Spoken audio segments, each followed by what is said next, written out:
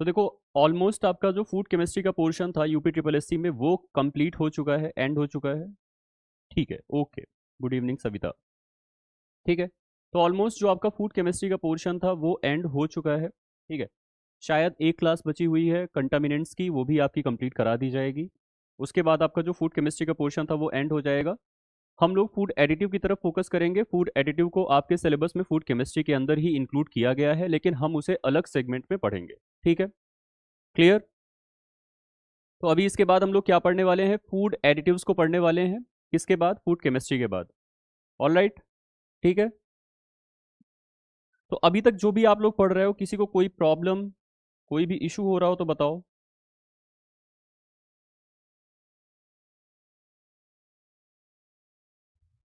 बताइए, कोई भी इशू हो तो बताइए, जो भी आपको पढ़ाया जा रहा है उसमें। सर एंजाइम्स का जो पोर्शन हो चुका है उसके अलावा 2 वीडियोस लास्ट में हैं, वो भी एंजाइम के। और एंजाइम्स का पोर्शन हो चुका है, उसके अलावा भी 2 वीडियोस लास्ट में हैं एंजाइम के। अच्छा, अ, क्या वो पोर्शन आपको पढ़ा दिया गया था इससे पहले भी, जो 2 वीडियोस लास्ट में दिखाए जा रहे हैं? Good evening Soni. अच्छा, बाय मिस्टेक नेम है एंजाइम। ओके, चलो ठीक है, नेम उसको सही कर दिया जाएगा। हो सकता है टॉपिक कुछ और हो, बट नेम आपका उसमें एंजाइम के नाम से आ रहा हो। Clear. Good evening Pushpa. Good evening प्रिया।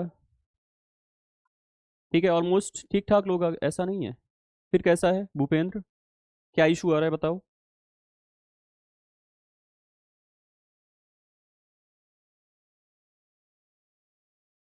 क्या इशू है बताइए। क्या दोबारा क्लासेस चली गई हैं एंजाइम की?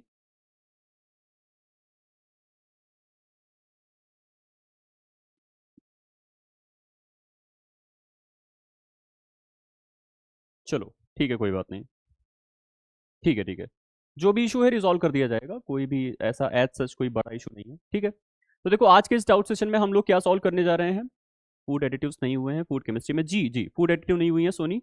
फूड एडिटिव को हम लोग अलग से पढ़ने वाले हैं, एक अलग सेगमेंट में। फूड एडिटिव के नाम से वो सेगमेंट ऐड हो जाएगा। उसमें कुछ क्लासेस जाएंगी आपकी, नियर अबाउट 11 या 12 क्लासेस जाएंगी।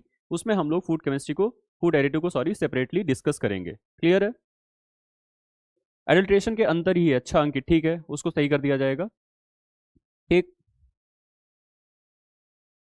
चलो फूड एडिटिव को भी कंप्लीट कर दिया जाएगा, फिर आपका ऑलमोस्ट सारा सिलेबस जो था फूड केमिस्ट्री के तरफ से, वो पूरा आपका सिलेबस कंप्लीट हो जाएगा। फिर आप लोग अपना प्रोसेसिंग और जो भी आपका प्रिजर्वेशन या फूड साइंस का पोर्शन है उसको आप लोग कंप्लीट करना। क्लियर। चलो हम लोग क्वेश्चंस को डिस्कस करेंगे अब। क्वेश्चंस आज के इस डिस्कशन सेशन में हम लोग लगभग 33 क्वेश्चंस को लेकर के आए हुए हैं, और वो आपके एग्जाम पॉइंट ऑफ व्यू से बहुत ही ज़्यादा इंपॉर्टेंट क्वेश्चंस हैं। कुछ उसमें से ऐसे हैं जो कि प्रीवियस ईयर में पूछे भी गए हैं, अलग अलग टाइप के डिफरेंट फूड सेफ्टी से रिलेटेड एग्जाम्स में। ठीक है, तो आप लोग इसको सॉल्व करिएगा। गुड इवनिंग वीर। ई बुक फूड केमिस्ट्री की कब तक मिलेगी? जैसे ही आपका ये लास्ट जो आपका सेगमेंट है, लास्ट जो आपका वीडियो है वो आपका जाएगा, उसके बाद ही फूड केमिस्ट्री की बुक आपको दे दी जाएगी। वहां से आप इसको डाउनलोड भी कर सकते हो। फूड केमिस्ट्री को जो ई बुक है उसको आप डाउनलोड करके एक्सपोर्ट जब करोगे तो आपके डिवाइस में आ जाएगी।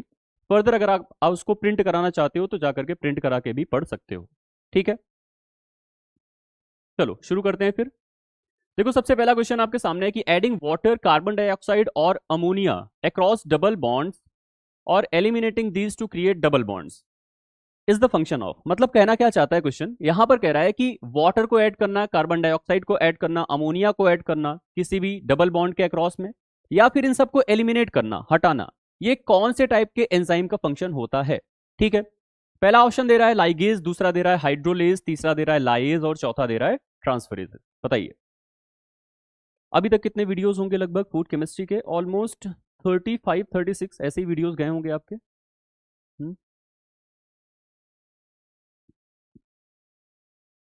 बताइए भाई, पहला क्वेश्चन आपके सामने है कि कौन सा ऐसा एंजाइम है, कौन से एंजाइम की कैटेगरी है बेसिकली, जो कि या तो CO2 कार्बन डाइऑक्साइड या अमोनिया को डबल बॉन्ड के अक्रॉस ऐड करती है, या तो उनको एलिमिनेट करती है। 37 लेक्चर्स, ओके ठीक है। तो देखो 37 इधर है, 11 12 आपके चले जाएंगे फूड एडिटिव के पोर्शन में। उसके बाद हो सकता है अगर आपके सिलेबस में होगा तो फूड टेस्टिंग एनालिसिस भी आपको दिया जाएगा। ठीक है, चलिए यहाँ पर आंसर्स आ रहे हैं C एंड B। ठीक है, तो सी की अगर हम बात करें तो लाइएज है और बी है आपका हाइड्रोक्सिलेजेस। ठीक है, तो देखो यहां पर इसका जो सबसे करेक्ट आंसर जो होगा वो होगा आपका लाइएज। लाइएज का काम होता है कि डबल बॉन्ड के अक्रॉस या तो इन सबको ऐड करना या तो इन सबको एलिमिनेट करना। जो आप लोगों ने हाइड्रोलेज बताया ना, हाइड्रोलेज क्या कराता है कि ये लिसिस कराता है। ठीक है, ये किसी भी चीज को तोड़ने का काम करता है। जैसे कि आपने प्रोटीएज पढ़ा था ना, इसके एग्जांपल की अगर हम बात करें, जैसे आपने पढ़ा था प्रोटीएज या फिर आपने पढ़ा था अमाइलेज, तो ये क्या होते हैं? हाइड्रोलेजेस होते हैं। ठीक है, गुड इवनिंग बादशाह। ठीक है, तो ये क्या होते हैं? ये हाइड्रोलेजेस होते हैं, जैसे कि आपके प्रोटीएज हैं, और इसके साथ साथ जो हमने अभी डिस्कस किया यहाँ पर अमाइलेजेस डिस्कस किया। पीडीएफ ओपन नहीं होती है आपकी वेबसाइट पर? अच्छा, तो देखो यहाँ पर जो नीचे कॉन्टैक्ट नंबर चल रहा होगा ना आपके सामने स्क्रीन पर, उस पर आप कॉन्टैक्ट करके फर्दर इन्फॉर्मेशन ले सकते हो कि क्यों हमारी पीडीएफ नहीं ओपन हो रही है। इस इशू को रिजॉल्व कर दिया जाएगा, ठीक है, मैनेजमेंट के द्वारा। ठीक है रोहित, क्लियर? चलो आगे चलें अगले क्वेश्चन की तरफ।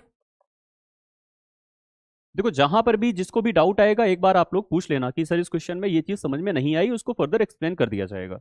ठीक है, गुड इवनिंग विवेक। चलो आगे चलते हैं। अब देखो अगला क्वेश्चन आपका मैच द फॉलोइंग का क्वेश्चन है, बहुत ही अच्छा सा क्वेश्चन है। अब देखो यहाँ पर कॉलम नंबर 1 में आपके कुछ टर्म्स दिए गए हैं और कॉलम नंबर 2 में उसको आपको मैच कराना है। कॉलम 1 में आपको दे रहा है कोएंजाइम, कोफैक्टर, एपोएंजाइम एंड होलोएंजाइम, उनमें से बताना है कि कौन सा किससे मैच करेगा। तो सबसे पहले आप फर्स्ट का बताओ कि कोएंजाइम का यहाँ पर कौन सा मैचिंग होगा। कोएंजाइम क्या होते हैं बताओ, फर्स्ट का बताइए सबसे पहले। ए होगा, बी होगा, सी होगा या डी होगा?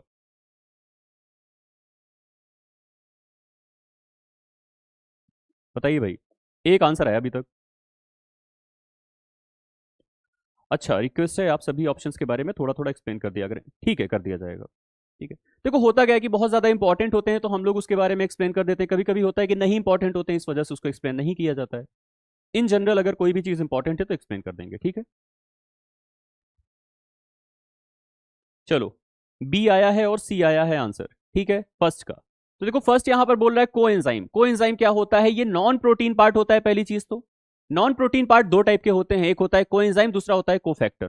हमने पढ़ा था जी, जो आपके ऑर्गेनिक मॉलिक्यूल्स होते हैं जो कि नॉन प्रोटीन पार्ट होते हैं और एंजाइम का पार्ट होते हैं, एंजाइम की कैटालिटिक प्रॉपर्टी को एनहेंस करने का काम करते हैं, उसको हम लोग बोलते हैं कोएंजाइम। तो ये क्या हो जाएगा? ऑर्गेनिक कंपाउंड हो जाएगा। तो यहां पर कोएंजाइम का क्या हो जाएगा? सी। ठीक है, तो फर्स्ट का हमारा क्या हो गया? सी। भाई ये क्या है? एक टाइप का नॉन प्रोटीन कंपाउंड है जो कि आपके एंजाइम से आकर के जुड़ता है और एंजाइम की कैटालिटिक प्रॉपर्टी को बढ़ाने का काम करता है। ठीक है, आगे बताइए आप लोग कोफैक्टर्स का क्या होगा? सेकंड का बताइए, कोफैक्टर्स का मैचिंग क्या होगा? अच्छा, कोफैक्टर्स का बताइए।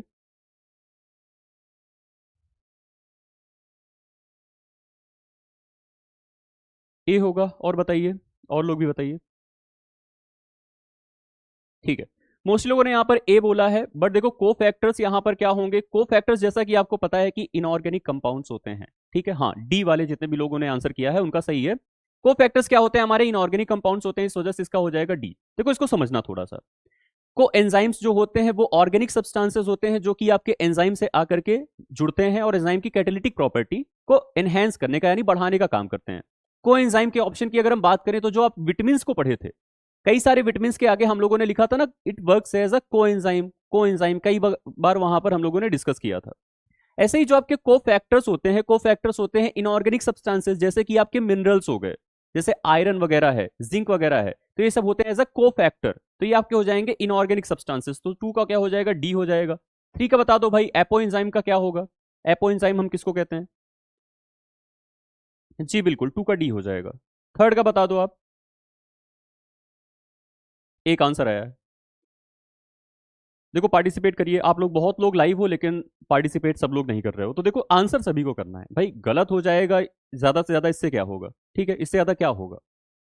गलत हुआ तो आप कम से कम सीखोगे कि जो हमने गलतियां करी हैं वो कहां पर हुई हैं। आज यहां पर गलतियां करोगे तो एग्जाम में गलतियां नहीं होंगी और वहां पर जाकर के आप सिलेक्शन लोगे। क्लियर? तो देखो थर्ड का यहां पर ज्यादातर लोगों ने आंसर किया है बी।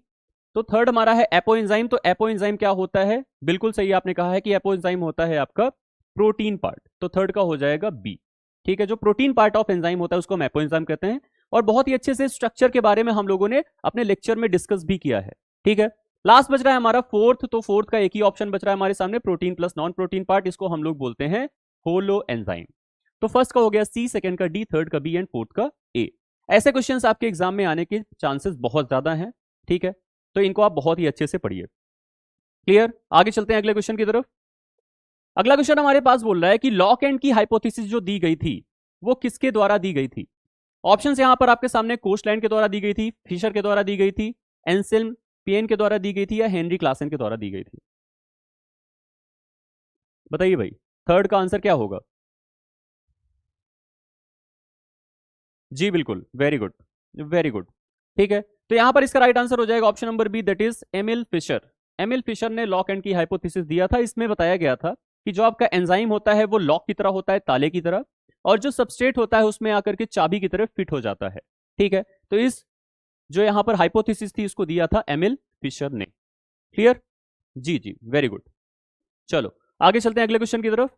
यहां पर बोल रहा है कि the enzymatic reaction double itself on on every dash degree Celsius rise in temperature. मतलब कितना डिग्री सेल्सियस अगर आप टेम्परेचर को बढ़ाते हो तो वहां पर एंजाइमेटिक एक्टिविटी डबल हो जाएगी। ठीक है, जो आपका रेट ऑफ रिएक्शन है वो डबल हो जाएगा एंजाइम का। कितना डिग्री सेल्सियस बढ़ाओगे? ऑप्शन नंबर ए कह रहा है 20 डिग्री सेल्सियस, बी है 10 डिग्री सेल्सियस, सी है 30 एंड डी है 5 डिग्री सेल्सियस। भाई इंपॉर्टेंट क्वेश्चन है, पूछे गए हैं ये। ठीक है, चलो वेरी गुड, बिल्कुल सही है आप लोगों का जवाब। ठीक है, 10 डिग्री सेल्सियस यहां पर राइट आंसर हो जाएगा। Option number B will be the right answer. मतलब अगर आपने टेम्परेचर को बढ़ाया 10 डिग्री सेल्सियस अगर आपने बढ़ाया तो रेट ऑफ रिएक्शन डबल हो जाएगी। बट ऐसा नहीं है कि लगातार डबल होती चली जाएगी। आप टेम्परेचर को बढ़ा रहे हो, रेट ऑफ रिएक्शन बढ़ रही है, बढ़ा रहे हो बढ़ रही है, ऐसा नहीं होगा। एक पर्टिकुलर टेम्परेचर जो आएगा वो इसका ऑप्टिमम टेम्परेचर होगा, जिस पर रेट ऑफ रिएक्शन सबसे ज्यादा होगी। उसके बाद अगर आप टेम्परेचर बढ़ाते हो तो क्या होगा आप बताओ? अगर ऑप्टिमम टेम्परेचर से ज्यादा आपने टेम्परेचर को बढ़ाया, लगातार आप टेम्परेचर को बढ़ाते जा रहे हो, उस केस में एंजाइम के साथ क्या होगा? क्या रेट ऑफ रिएक्शन लगातार बढ़ती जाएगी, या रेट ऑफ रिएक्शन वहां पर कम होगी, या फिर कुछ और होगा? बताओ भाई, बताइए, अपने व्यूज दीजिए आप लोग, सभी लोग बताइए।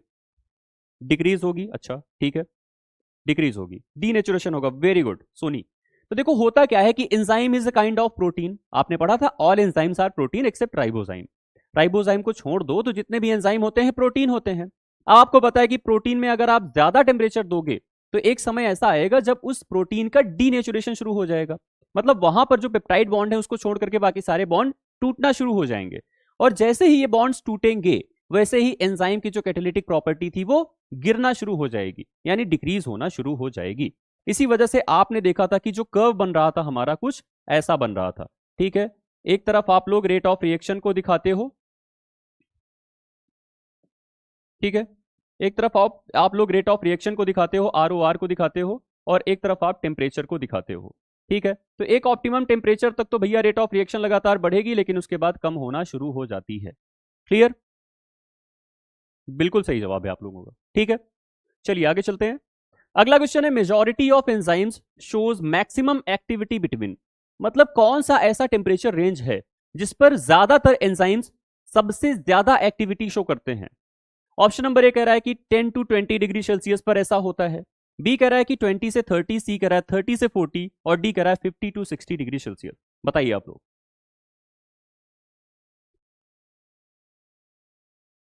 हाँ, एंजाइम का डीनेचुरेशन होगा, बिल्कुल।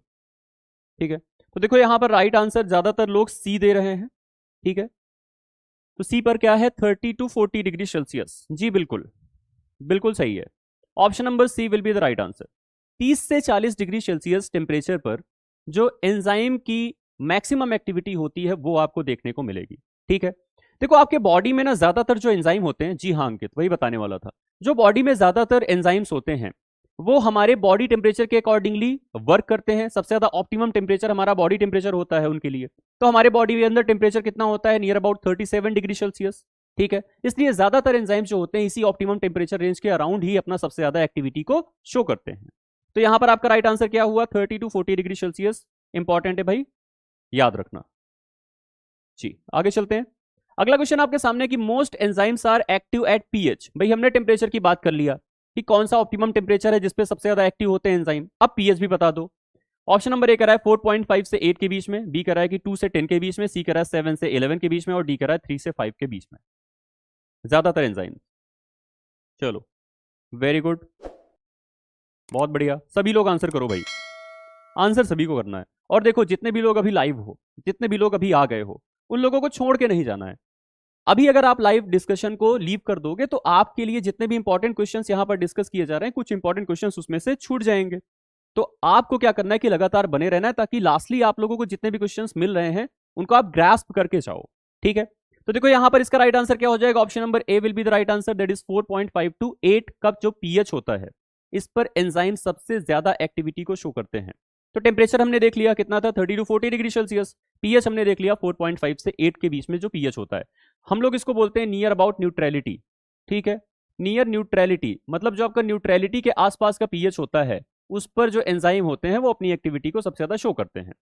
अब ये आपको एक रेंज भी मिल गई कि 4.5 से 8 के बीच की जो रेंज होती है उस पर सबसे अच्छी एक्टिविटी एंजाइम्स शो करते हैं। चलो आते हैं अगले क्वेश्चन पर। अगला क्वेश्चन कह रहा है कि ऑप्टिमम पीएच फॉर पेप्सिन, एक पर्टिकुलर एंजाइम है जिसका नाम है पेप्सिन, इसके लिए ऑप्टिमम पीएच कितना होना चाहिए। ऑप्शन नंबर ए कह रहा है 5 होना चाहिए, बी कह रहा है 8 होना चाहिए, सी कह रहा है 1.5 और डी कह रहा है 4। बताओ भाई छठे का क्या आंसर होगा। एक आंसर आया, दो आंसर, बाकी सभी लोग बताइए। 3 आंसर्स आ गए हैं, 4 आंसर्स आ गए हैं, बहुत ही ज्यादा डाइवर्सिफाइड आंसर्स आ रहे हैं हमारे सामने। ठीक है, तो कुछ लोगों का मानना है कि 5 होना चाहिए, 8 होना चाहिए, 1.5 होना चाहिए, 4 होना चाहिए। थोड़ा सा हम लोग यहाँ पर एक कॉमन सेंस लगाते हैं कि भाई जो पेप्सिन है ये कहां पर पाया जाता है। तो देखो अगर आप गौर करोगे तो ये जो आपका पेप्सिन है ये पाया जाता है हमारे स्टमक में। ठीक है, हमारे पेट के अंदर पाया जाता है। हमारा जो स्टमक है उसके अंदर बहुत ही ज्यादा एसिडिक इन्वायरमेंट होता है। पेप्टिक सेल्स होती हैं हमारे बॉडी के अंदर स्टमक में, जो कि HCl को सीक्रेट करने का काम करती है। HCl आपको पता है कि बहुत ही ज्यादा स्ट्रॉन्ग एसिड है। अब स्ट्रॉन्ग एसिड है तो भाई जाहिर सी बात है कि वहां पर पीएच बहुत ही कम होगा। तो यहां का जो पीएच होता है वो होता है नियर अबाउट 1.5 से लेकर के 2.2 के बीच में। ठीक है, 1.5 से लेकर के 2.0 के बीच में। क्लियर, ये तो आपका पीएच हो गया स्टमक का। अब इसी पीएच रेंज पर ये एंजाइम वर्क करेगा, क्योंकि भाई पेट में ही तो ये एंजाइम पाया जा रहा है। और करता क्या है ये एंजाइम, ये एंजाइम कराता है डाइजेशन ऑफ प्रोटीन। तो अगर आपसे क्वेश्चन पूछा जा रहा है कि आपके बॉडी में सबसे पहले प्रोटीन का डाइजेशन कहां पर होता है, तो आप लोग क्या बताओगे कि भैया सबसे पहले हमारे बॉडी में प्रोटीन का डाइजेशन होता है स्टमक के पास। अब स्टमक में प्रोटीन का डाइजेशन हो रहा है तो उसके पीछे जिम्मेदार कोई ना कोई एंजाइम होगा, तो वो होता है आपका पेप्सिन। ठीक है, अब ये जो आपका पीएच रेंज है 1.5 से 2 के बीच में, ये क्या कराता है कि जो भी आपका प्रोटीन है उसको डीनेचर कर देगा। ठीक है, जो आपने प्रोटीन खाया हुआ है वो अंदर गया, कैसे फॉर्म में था, कुछ ऐसे फॉर्म में रहा होगा, 3D स्ट्रक्चर सा रहा होगा उसका। ठीक है, अब ये हो गया डीनेचर। किसकी वजह से डीनेचर हुआ, ये जो आपका पीएच था उसकी वजह से डीनेचर हुआ। पीएच कम क्यों था, क्योंकि यहां पर HCl का कंसंट्रेशन था। तो डीनेचर होने के बाद कुछ ऐसा आपका हो जाएगा, जो आपका प्रोटीन का पोर्शन है मतलब खुल जाएगा बेसिकली। इसके बारे में हम लोगों ने इससे पहले की क्लासेस में भी डिस्कस किया है कि डीनेचुरेशन होता क्या है। जैसे ही ये डीनेचर होगा, अब ये वाला जो आपका एंजाइम है पेप्सिन, ये उसके ऊपर बहुत ही अच्छे से वर्क करेगा, क्योंकि अब तो ये खुल गया ना, अब तो बस इसको तोड़ना तोड़ना है बीच से। अब इसके ऊपर एक्ट करेगा पेप्सिन। पेप्सिन आकर के एक्ट किया और इसको पॉलीपेप्टाइड्स में तोड़ दिया, ब्रेक कर दिया इस पूरे प्रोटीन के पोर्शन को। ठीक है, कुछ ऐसा ही मैकेनिज्म होता है हमारे पेट के अंदर। तो यहां पर आपका राइट आंसर क्या होगा, option number C will be the right answer, क्योंकि यहां पर पीएच रेंज जो इसको सुटेबल होती है इसके लिए वो होती है 1.5 की। 1.5 का जो पीएच रेंज होता है वो सबसे ज्यादा सुटेबल होती है। ठीक है, क्लियर हुआ, option number C will be the right answer. चलो आगे बढ़े फिर। अगला क्वेश्चन देखो, यहां पर आपसे बोल रहा है कि what does the Michaelis Menten equation represent. Michaelis Menten equation के बारे में हम लोगों ने पढ़ा एंजाइम में, और भाई ये वाली इक्वेशन सिलेबस में भी आपके मेंशन करी गई है कि माइकलिस मेंटन इक्वेशन आपको पढ़ करके जाना है। ठीक है, हमने भी पढ़ा। ये रिप्रेजेंट क्या करती है इसके बारे में आपको बताना है। पहला ऑप्शन कह रहा है कि ये रिलेशनशिप बताती है एंजाइम के कंसंट्रेशन के बीच में और सबस्ट्रेट के कंसंट्रेशन के बीच में। दूसरा ऑप्शन कह रहा है कि ये रिलेशनशिप बताती है इनिशियल वेलोसिटी के बीच में और सबस्ट्रेट के कंसंट्रेशन के बीच में। तीसरा ऑप्शन कह रहा है कि ये रिलेशनशिप बताती है प्रोडक्ट के कंसंट्रेशन और सबस्ट्रेट के कंसंट्रेशन के बीच में। थर्ड कह रहा है कि ये रिलेशनशिप बताता है एंजाइम के कंसंट्रेशन और प्रोडक्ट के कंसंट्रेशन के बीच में। बताइए भाई, आंसर्स आ रहे हैं।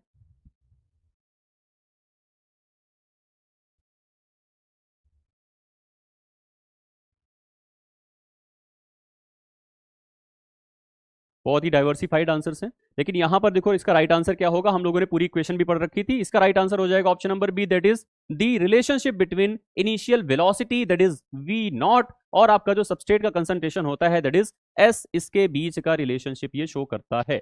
ठीक है, रिवाइज नहीं किया है, मिस्टेक हो रही है, कोई बात नहीं। देखो रिवीजन आप लोग कर सकते हो, अभी भी टाइम है। सबसे अच्छी बात पता है क्या है कि आपका जो एग्जाम का डेट है वो अभी तक रिलीज नहीं हुआ है। तो अगर आप लोग अभी भी शुरू कर रहे हो ना, कुछ लोग अभी भी आए होंगे जो नए नए बैचेस को ज्वाइन किए होंगे, अभी भी शुरू कर देते हो तो आपके पास चांसेस फुल है कि आप सिलेक्शन को ले लोगे। ठीक है, कोई बात नहीं, जो भी आप लोग कर रहे हो जितना भी स्पीड से चल रहे हो चलो, और जिन्होंने रिवाइज कर लिया है, जिन्होंने पढ़ लिया है, वो बहुत ही अच्छी बात है कि प्लस पॉइंट में है। लेकिन देखो भैया एक चीज ध्यान दो, पढ़ना तो पड़ेगा, बिना पढ़े तो काम नहीं होने वाला, और सिलेबस को भी कंप्लीट करना पड़ेगा। बिना सिलेबस कंप्लीट किए और बिना पढ़ाई किए अगर आप एग्जाम में जाकर के बैठोगे तो फिर नहीं हो पाएगा।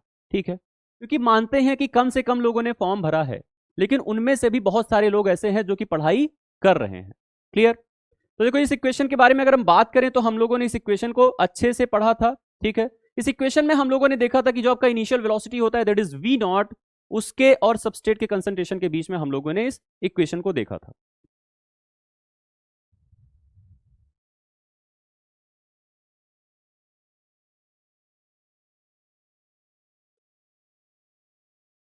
यही तो था हमारा वी नॉट, ये है हमारा इनिशियल वेलोसिटी, ये है अब अपना मैक्सिमम वेलोसिटी, ये है सबस्ट्रेट का कंसंट्रेशन। ठीक है, क्लियर? ऐसा ही कुछ इक्वेशन था।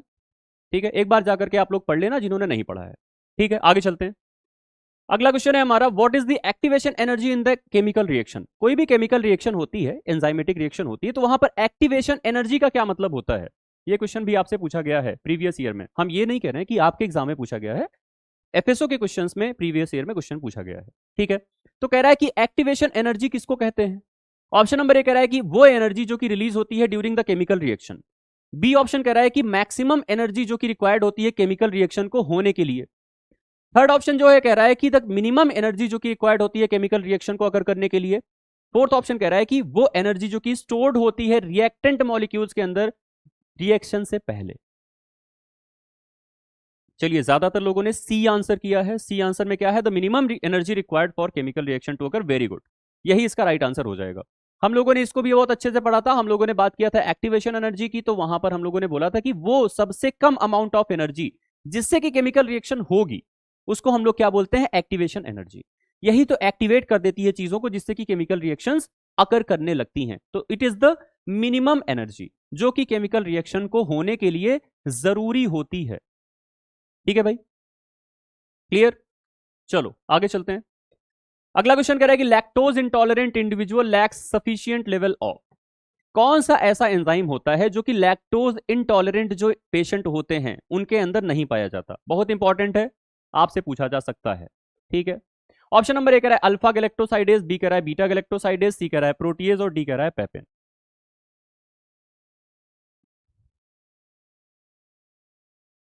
हाँ, थ्रेशोल्ड एनर्जी आप कह सकते हो, वो मिनिमम अमाउंट ऑफ एनर्जी जिससे कि केमिकल रिएक्शन होना शुरू हो जाए, उसी के लिए हम लोग थ्रेशोल्ड वर्क का इस्तेमाल, थ्रेशोल्ड एनर्जी का यहाँ पर यूज करते हैं।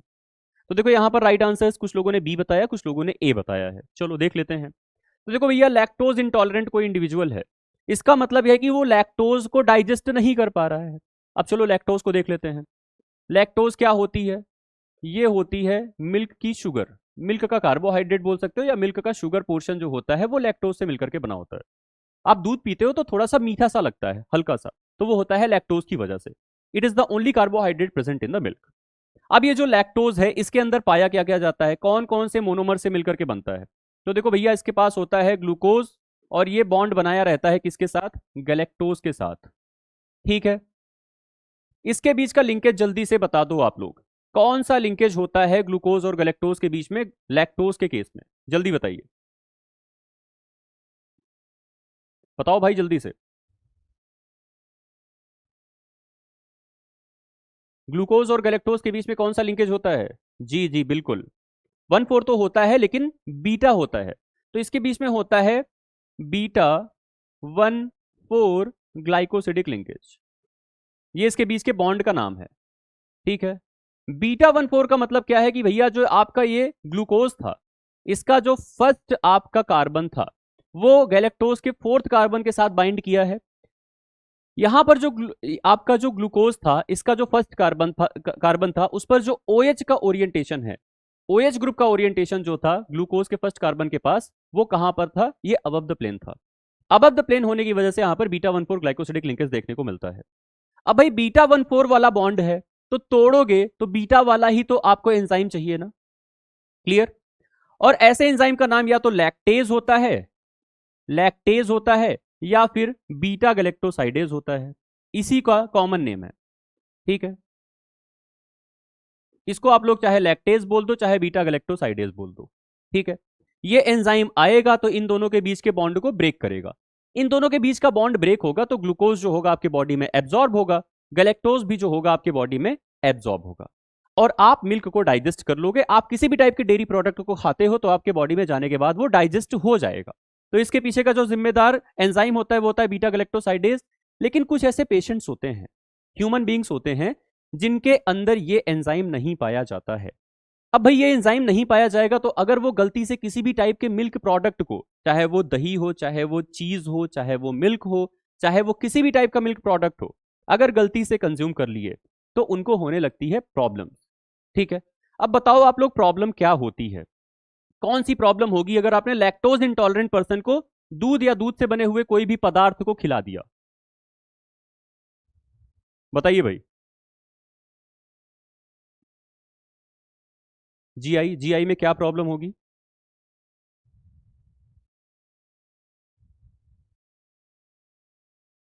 वॉमिटिंग हो सकती है, और गैस्ट्रिक।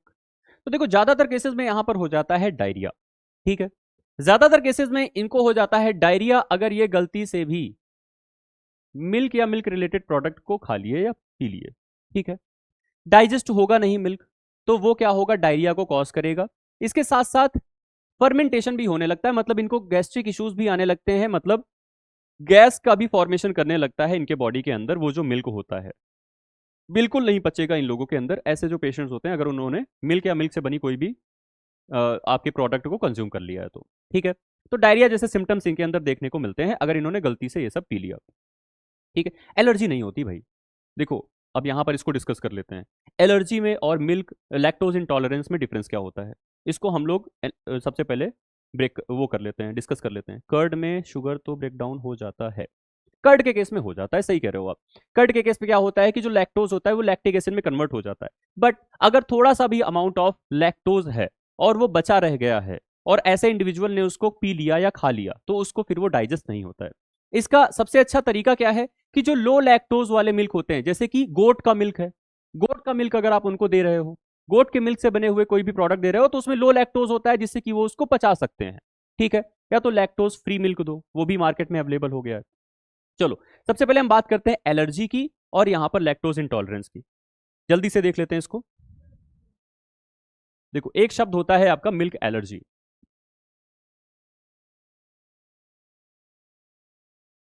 और एक शब्द होता है आपका लैक्टोज इंटॉलरेंस।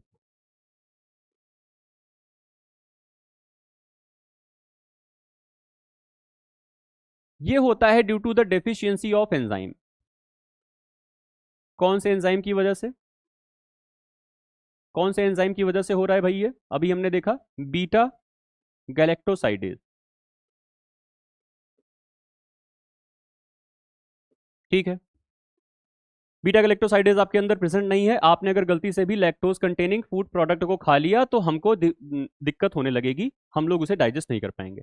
मिल्क एलर्जी क्या होती है इसके बारे में बात करते हैं। मिल्क एलर्जी जो होती है it is caused due to the protein portion of the milk. ठीक है, it is caused due to the protein portion of the milk.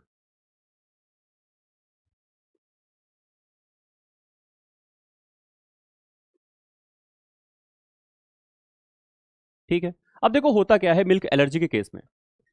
हम लोग सपोज दैट मिल्क को कंज्यूम किए, मिल्क के प्रोडक्ट को कंज्यूम किए, उसके अंदर मिल्क प्रोटीन पाया जा रहा है। कौन कौन से प्रोटीन होते हैं मिल्क के? केसीन होता है, इसके साथ साथ क्या होता है? वे प्रोटीन होता है।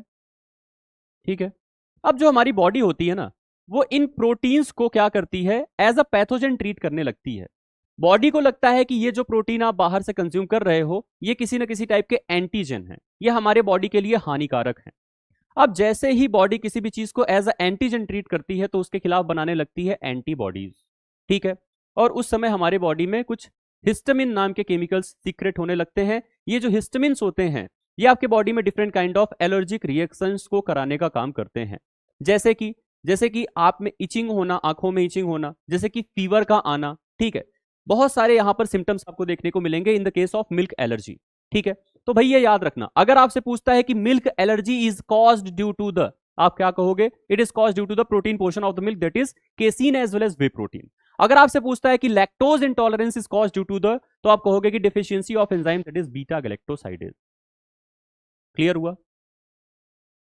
छोटे बेबी भी वॉमिटिंग कर देते हैं मिल्क पिलाने पर। देखो छोटे बेबी जो वॉमिटिंग करते हैं ना वो इसलिए करते हैं क्योंकि आप उनको ज्यादा पिला देते हो, ठीक है। उनको आप ज्यादा से ज्यादा मिल्क अगर कंज्यूम करा दोगे तो इस वजह से वो वॉमिटिंग करने लगते हैं। ऐसा नहीं है कि मतलब उनके अंदर कोई बीमारियां होती हैं, ठीक है। गैस वगैरह का इशू होता है तब भी वो वॉमिटिंग करना शुरू कर देते हैं।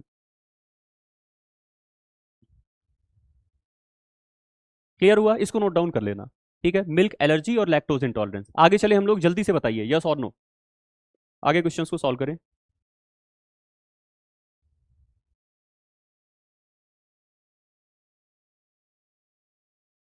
बताइए भाई। हाँ चलो, अगला क्वेश्चन आपके सामने है कि पेपेन इज ऑब्टेन्ड फ्रॉम। पेपेन हम कहां से ऑब्टेन करते हैं? पेपेन भी एक टाइप का एंजाइम है, आपने पढ़ा था। It is a kind of enzyme. कहां से ऑब्टेन करते हो बता दो भाई। ऑप्शन में दे रहा है कि राइपेंड पपाया यानी पके हुए पपीते से, दूसरा ऑप्शन है पपाया के स्टेम से, तीसरा ऑप्शन है पपाया के लेटेक्स से, और चौथा ऑप्शन है पपाया के सीड से। बिल्कुल सही है, ठीक है। देखो सभी लोग आंसर करो, देखो दो चार लोग फिर लाइफ से निकल भी गए। देखो इसका राइट आंसर हो जाएगा option number C, that is papaya latex. Latex क्या होता है इसके बारे में बात करते हैं। पपाया में जब आप कच्चे पपीते को लेते हो और उसके ऊपर अगर हल्का सा भी कट लगा देते हो, कच्चे पपीते को आपने लिया, ऊपर हल्का सा नाइफ से कट लगा दिया, तो आप देखोगे कि व्हाइट कलर का वहां पर मिल्क लाइक सब्सटेंस रिलीज होता है, ठीक है। उसको हम लोग बोलते हैं लेटेक्स। उसको निकाल करके उससे यहां पर ऑब्टेन किया जाता है पेपेन को। पेपेन क्या है? एक टाइप का एंजाइम है जो कि प्रोटीन को डाइजेस्ट करने में हेल्प करता है। It is a kind of protease, protein को डाइजेस्ट करने वाला एंजाइम होता है। क्लियर? तो यहां पर आपका राइट आंसर क्या हो जाएगा? Option number C, that is papaya latex. इसके अलावा ऐसा नहीं है कि पपाया में और किसी पार्ट में पाया ही नहीं जाता है पेपेन। पपाया के आपका जो पत्ती का पोर्शन होता है ना, लीफ का पोर्शन, उसमें भी पाया जाता है। लेकिन हमने क्वेश्चन क्या पूछा है कि पेपेन को हम निकालते किस चीज से हैं? पत्ती से इसलिए नहीं निकालने का काम करते हैं क्योंकि उससे निकालना थोड़ा सा टफ भी होता है, ठीक है। कॉम्प्लिकेटेड प्रोसेस हो जाती है हमारे लिए। लेटेक्स जो है वो आसानी से अवेलेबल हो जाता है और इससे ज्यादा से ज्यादा पेपेन हम ऑब्टेन कर सकते हैं, ठीक है। मनार के फूल में होता है, अच्छा, ठीक है। बट मेनली जो हम लोग पेपेन, कमर्शियली अवेलेबल पेपेन को यूज करते हैं, जो हम लोग निकालने का काम करते हैं, तो वो हम निकालते हैं पपाया के लेटेक्स से, ठीक है। क्लियर? चलो आगे चलते हैं। अगला क्वेश्चन है primary functions of alpha galactosidase. Alpha galactosidase का प्राइमरी फंक्शन क्या है? ऑप्शन नंबर ए कह रहा है break down of lactose, B कह रहा है break down of oligosaccharide, C कह रहा है ब्रेक डाउन ऑफ पॉलीसैकेराइड, और डी कह रहा है ऑल ऑफ दी अबव।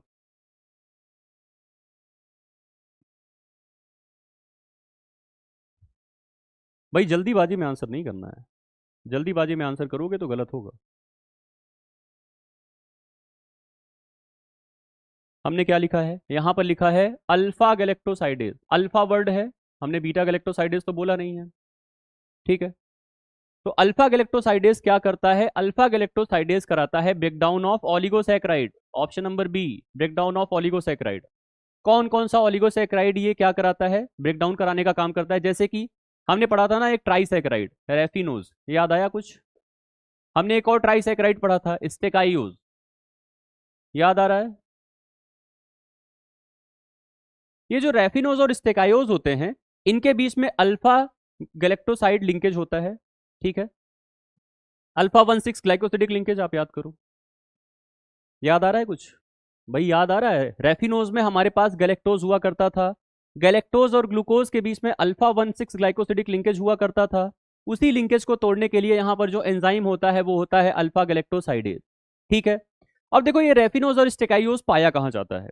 जब आप लोग किसी भी दाल या दाल से बने हुए कोई भी प्रोडक्ट को खाते हो तो उसके अंदर पाया जाता है रेफिनोज या स्टेकाइयोज। आप लोगों ने ऑब्जर्व किया होगा कि जब भी हम कोई भी टाइप की दाल खाते हैं, चाहे वो मटर की दाल हो, अरहर की दाल हो, या फिर कोई भी तूर की दाल हो, या फिर मसूर की दाल हो, कोई भी दाल खाते हो आप, उसके बाद गैस की प्रॉब्लम होने लगती है, फ्लैटुलेंस होने लगता है, पेट हमारा फूल सा जाता है। वो क्यों हो रहा है पता है? बॉडी में अगर हमारे enough amount of alpha galactosidase नहीं प्रेजेंट है, पहली चीज तो हमारे बॉडी में बहुत ही रेयरली अल्फा गैलेक्टोसाइडेज पाया जाता है, बहुत ही कम अमाउंट में पाया जाता है। तो भाई ये रेफिनोज और स्टेकाइयोज को तो डाइजेस्ट कर नहीं पाएगी हमारी बॉडी। उस केस में क्या होगा कि अब इनका होगा फर्मेंटेशन। फर्मेंटेशन होगा तो इससे बनेगा CO2 बनेगा, मीथेन बनेगा, हाइड्रोजन गैस बनेगी। ठीक है, तो ये सारे के सारे प्रोडक्ट आपको देखने को मिलेंगे वहां पर ड्यू टू द फर्मेंटेशन। और ये जो फर्मेंटेशन वाले प्रोडक्ट हैं, चाहे वो मीथेन हो, चाहे वो कार्बन डाइऑक्साइड हो, चाहे वो हाइड्रोजन हो, तीन के तीनों गैस हैं। और ये हमारे पेट को फुलाने का काम करते हैं, यानी ये फ्लैटुलेंस कॉज करने का काम करते हैं। क्यों कर रहे हैं? क्योंकि हमारे बॉडी में अल्फा गैलेक्टोसाइडेज एनफ अमाउंट में नहीं प्रेजेंट होता है, थोड़ा बहुत सीक्रेट होता है बस। ठीक है, नहीं भाई, रेफिनोज पॉलीसेक्राइड में नहीं आता। Raffinose is a kind of oligosaccharide, और ऑलिगोसेक्राइड में भी ये होता है ट्राइसेक्राइड। ठीक है, ये होता है ट्राइसेक्राइड। और जो स्टेकाइयोज हमने बोला ये होता है टेट्रासेक्राइड। क्लियर? ये चार आपके मोनोमर से मिलकर के बनता है, ये तीन मोनोमर से मिलकर के बनता है। ठीक है, रेफिनोज जो बनता है वो बनता है galactose plus glucose plus fructose से। ठीक है, स्टेकाइयोज जो बनता है वो बनता है 2 galactose plus 1 glucose plus 1 fructose से। तो यहां पर 4 मोनोमर्स हो गए, वहां पर 3 मोनोमर्स हो गए। ये सारी चीजें हम लोगों ने पढ़ रखी हैं फूड केमिस्ट्री के इनिशियल पोर्शन में, जब आपको कार्बोहाइड्रेट का पोर्शन पढ़ाया गया, वाटर के बाद आई थिंक हम लोगों ने पढ़ा था। तो कार्बोहाइड्रेट में आप लोग जाकर के देखोगे तो हम लोगों ने रेफिनोज के बारे में, स्टेकाइयोज के बारे में बहुत ही डिटेल में पढ़ा हुआ है। ठीक है, क्लियर? पॉलीसेक्राइड के एग्जांपल की भी बात कर लेते हैं। पॉलीसेक्राइड आपका स्टार्च होता है, पॉलीसेक्राइड हेमीसेलुलोज होता है, पॉलीसेक्राइड आपके पेक्टिक सब्सटेंसेस होते हैं, पॉलीसेक्राइड आपके ये होता है आपका सेलुलोज होता है। ठीक है, hemicellulose, cellulose, pectic substances, starch, बहुत सारे पॉलीसेक्राइड होते हैं। ठीक है, ग्लाइकोजन। ठीक है, कोई बात नहीं, पढ़ाई करोगे आप लोग आ जाएगा। ठीक है, चलो, तो अब क्लियर हुआ ना कि भैया रेफिनोज में अल्फा गैलेक्टोसाइडेज का काम क्या है। वहां पर हम लोगों ने देखा था 1,6 ग्लाइकोसिडिक लिंकेज थी, अल्फा 1,6 ग्लाइकोसिडिक लिंकेज किसके किसके बीच में? गैलेक्टोज के बीच में और ग्लूकोज के बीच में। तो उसी गैलेक्टोज को तोड़ने के लिए अल्फा गैलेक्टोसाइडेज हमें चाहिए, और ये जो बॉन्ड होता है ये टूटता है with the help of alpha galactosidase. आगे चलते हैं। अगला क्वेश्चन है, which of the following enzyme is used in meat tenderisation? Meat को टेंडराइज करने में, यानी मीट को सॉफ्ट करने में कौन से एंजाइम को यूज में लाया जाता है? ऑप्शन नंबर ए कह रहा है पेपेन को, बी कह रहा है ब्रोमेलिन, सी कह रहा है लाइपेज, और डी कह रहा है both A and B. Food processing की डाउट क्लास कब होगी? देखो, मैनेजमेंट से आप एक बार कांटेक्ट करके इन्फॉर्मेशन ले लेना, और जल्दी ही आपकी डाउट क्लासेस कराया जाएगा, लाइव सेशंस कराए जाएंगे। पहले आप ये फूड केमिस्ट्री वाला कंप्लीट कर लो, फिर उनकी भी एक लाइन से आपकी क्लासेस लग जाएंगी। ठीक है, चलो, मीट टेंडराइजेशन में किसको यूज करते हैं? तो देखो यहाँ पर पहला ऑप्शन दे रहा है पेपेन, दूसरा दे रहा है ब्रोमेलिन, तीसरा दे रहा है लाइपेज। अब देखो, मीट जो होता है वो किस चीज से बना हुआ है भाई? मीट जो होता है वो प्रोटीन से मिलकर के बना हुआ होता है। ठीक है, meat is a kind of protein. अब इसको तोड़ना है तो हमको कौन सा एंजाइम चाहिए? प्रोटीएज चाहिए। किसके लिए? इसको ब्रेक करने के लिए। अब प्रोटीएज का यहां पर एग्जांपल देख लेते हैं। तो भैया पेपेन भी एक टाइप का प्रोटीएज है, ब्रोमेलिन भी एक टाइप का प्रोटीएज है, इसलिए यहां पर राइट आंसर क्या हो जाएगा? Option number D, that is both A and B. Papain आपने अभी बता दिया कि रॉ पपाया के लेटेक्स से ऑब्टेन होता है। ब्रोमेलिन बता दो भाई कहां से ऑब्टेन होता है? दोनों होगा भाई, दोनों होगा।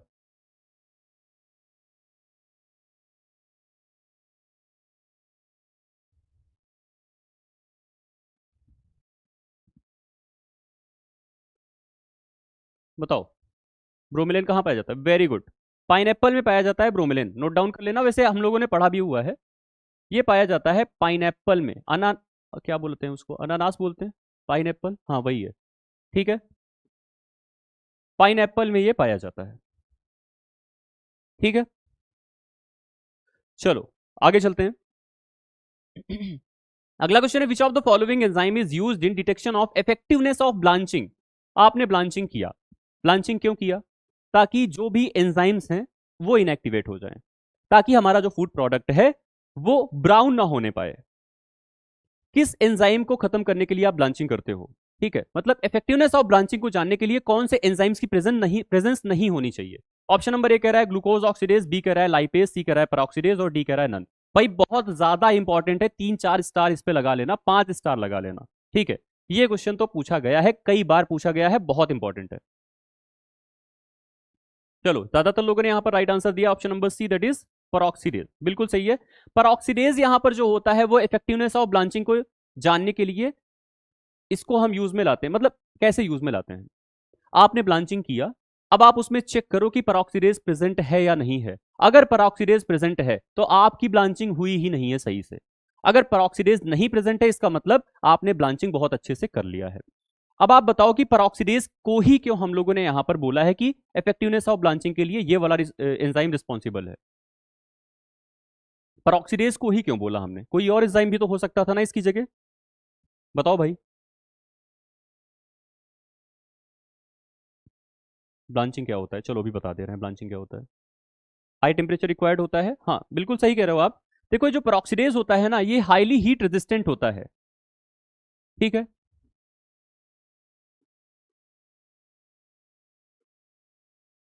काफी ज्यादा हीट रेजिस्टेंट एंजाइम होता है, बिल्कुल बिल्कुल सही कह रहे हो आप। हीट स्टेबल होता है अर्जुन, वेरी गुड, ठीक है। हीट स्टेबल होता है, हीट रेजिस्टेंट होता है, तो देखो भाई सबसे ज्यादा हीट इसी को चाहिए खत्म करने के लिए। अगर ये खत्म हो गया तो इसका मतलब सारे एंजाइम खत्म हो गए, समझ रहे हो ना। तो इसको अगर आपने खत्म खत्म कर दिया किसी भी फूड प्रोडक्ट से, इसका मतलब है सारे एंजाइम को आप लोगों ने खत्म कर दिया। ब्लांचिंग क्या होती है एक बार डिस्कस कर लेते हैं। देखो ब्लांचिंग होता है एक टाइप का थर्मल ट्रीटमेंट, ठीक है। थर्मल ट्रीटमेंट का मतलब क्या होता है कि जहां पर आप हीट का इस्तेमाल करते हो, मतलब यहां पर आपको हीट करना पड़ेगा, ठीक है। इसको कर क्यों रहे हैं, टू इनएक्टिवेट एंजाइम्स, एंजाइम्स को इनएक्टिवेट करने के लिए हम कर रहे हैं, जिससे कि क्या ना होने पाए, जिससे कि आपकी एंजाइमेटिक ब्राउनिंग जो हो रही थी, एंजाइमेटिक ब्राउनिंग वो ना होने पाए, ठीक है। अब आप कहोगे कि एंजाइमेटिक ब्राउनिंग क्या होती है, चलो इसको समझते हैं। आपने सेब लिया, आपने सेब ले लिया, सेब को काट लिया, ठीक है। सेब को काटने के बाद जैसे ही वो एयर की प्रेजेंस में आएगा तो वो सेब आप देखोगे कि ब्राउन कलर का हो जाता है, ठीक है। वो ब्राउन हुआ क्यों, आपने जब सेब को लिया, सेब को काटा, तो उसमें कुछ एंजाइम पाए जाते हैं जैसे कि पॉलीफिनॉल ऑक्सीडेज, ठीक है। ये आपने एप्पल को लिया, ठीक है, ये आपने एप्पल को लिया, ये एप्पल है, ठीक है। ये आपने एप्पल को लिया, इसको कट कर दिया, इसको कट कर दिया, ठीक है। ये कुछ ऐसा हो गया, ये कटा हुआ एप्पल है, ठीक है, समझ लेना आप, कटा हुआ एप्पल है, ठीक है। अब इसके पास क्या पाया जा रहा है, polyphenol oxidase, that is PPO, और ऊपर आपके पास एयर है, एयर में प्रेजेंट है ऑक्सीजन, ये आकर के इसके ऊपर एक्ट करेगी। तो ये जो पीपीओ है ना, पॉलीफिनॉल ऑक्सीडेज है ना, पॉलीफिनॉल ऑक्सीडेज कन्वर्ट हो जाता है मिलेनिन में, ठीक है। तो ये मिलेनिन जो होता है ये रिस्पॉन्सिबल होता है ब्राउन कलर के लिए। अब देखो सब फ्रूट में तो नहीं पाया जाता है पॉलीफिनॉल ऑक्सीडेज, लेकिन जनरली ज्यादातर फ्रूट्स में और वेजिटेबल्स में पाया जाता है, जैसे कि आलू, आलू आपने छीला, छील के काट दिया, काटते ही ब्राउन हो जाती है कुछ देर बाद, ठीक है। एप्पल लिया, एप्पल को आपने काटा, काटते ही ब्राउन हो जाता है कुछ देर के बाद। तो इसको ब्राउनिंग होने से बचाएं कैसे हम, ठीक है। तो भैया आपके घरों में ना जाने अनजाने में रोज ब्लांचिंग करी जाती है।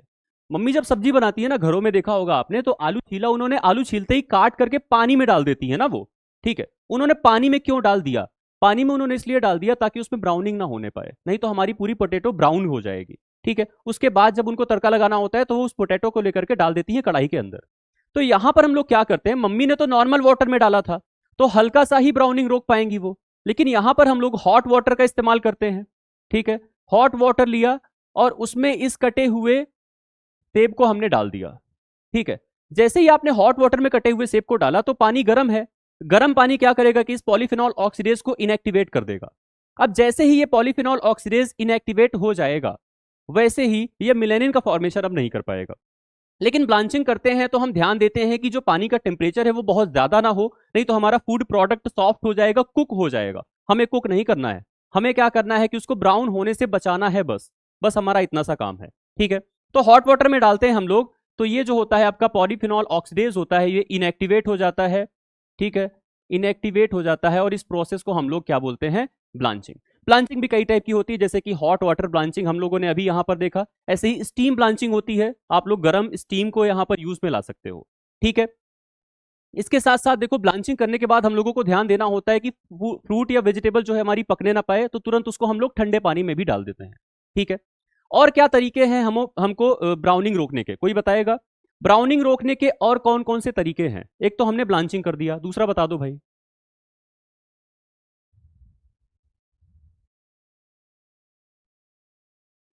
दूसरा बता दो।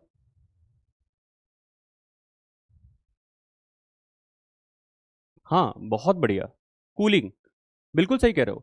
भाई आलू लो, आलू को छील के काट करके तुरंत फ्रिज में डाल दो, फ्रिज में डाल दोगे, रेफ्रिजरेट कर दोगे, तब भी उसमें क्या नहीं होने पाएगा, उसमें ब्राउनिंग नहीं होने पाएगी, क्योंकि फ्रिज में आपने बहुत ही लो टेम्परेचर दे दिया। और आपने अभी पढ़ा है कि कोई भी एंजाइम जो होता है उसको एक ऑप्टिमम टेम्परेचर चाहिए काम करने के लिए। तो भैया अभी तक रूम टेम्परेचर था, उस पर आराम से वो काम कर ले रहा था, ब्राउनिंग करा ले रहा था। लेकिन जब आपने ऑप्टिमम टेम्परेचर से नीचे उसको ला दिया, रेफ्रिजरेट कर दिया, तो उस केस में भी वो क्या हो जाएगा, अपना काम नहीं कर पाएगा और वो ब्राउनिंग नहीं कॉज कर पाएगा। बिल्कुल सही बात है। नॉर्मल वाटर में अगर आप डालते हो तो थोड़ी बहुत ब्राउनिंग से आप बचा सकते हो, क्योंकि वहां पर भी थोड़ा बहुत ठंडा है, थोड़ा बहुत गर्म होगा एज कंपेयर टू जो नॉर्मल रूम टेम्परेचर होता है। इसके अलावा आप क्या कर सकते हो, वेरी गुड जैम। ठीक है, आप लो पीएच का इस्तेमाल कर सकते हो। मतलब आप क्या करो कि नींबू लो, सेब आपने काटा, सेब के ऊपर नींबू डाल दो हल्का सा, अब वो भी बिल्कुल भी क्या नहीं होगा, ब्राउन नहीं होगा। ठीक है, बिल्कुल भी ब्राउन नहीं होगा। क्लियर? अगर आपने वहां पर लो पीएच का इस्तेमाल किया तब भी वहां पर ब्राउनिंग रुक जाएगी। ठीक है, तो ये कुछ तरीके होते हैं हमें ब्राउनिंग से बचाने के। और ये जो ब्राउनिंग हम लोग देख रहे हैं ये एंजाइमेटिक ब्राउनिंग की बात कर रहे हैं, नॉन एंजाइमेटिक ब्राउनिंग की बात नहीं कर रहे हैं। नॉन एंजाइमेटिक ब्राउनिंग आप लोगों ने बहुत अच्छे से पढ़ा है, कार्बोहाइड्रेट में मैंने खुद पढ़ाया है। कौन कौन सा होता है आपका, मलाड रिएक्शन होता है और कैरेमलाइजेशन होता है। ठीक है, क्लियर हुआ भाई? ये समझ में आया ब्लांचिंग क्या होती है, ये पूरी प्रोसेस समझ में आई आपको?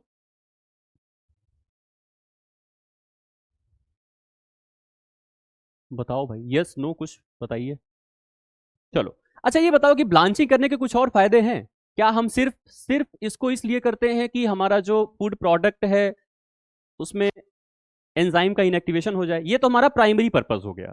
ब्लांचिंग करने के कोई और फायदे भी हैं?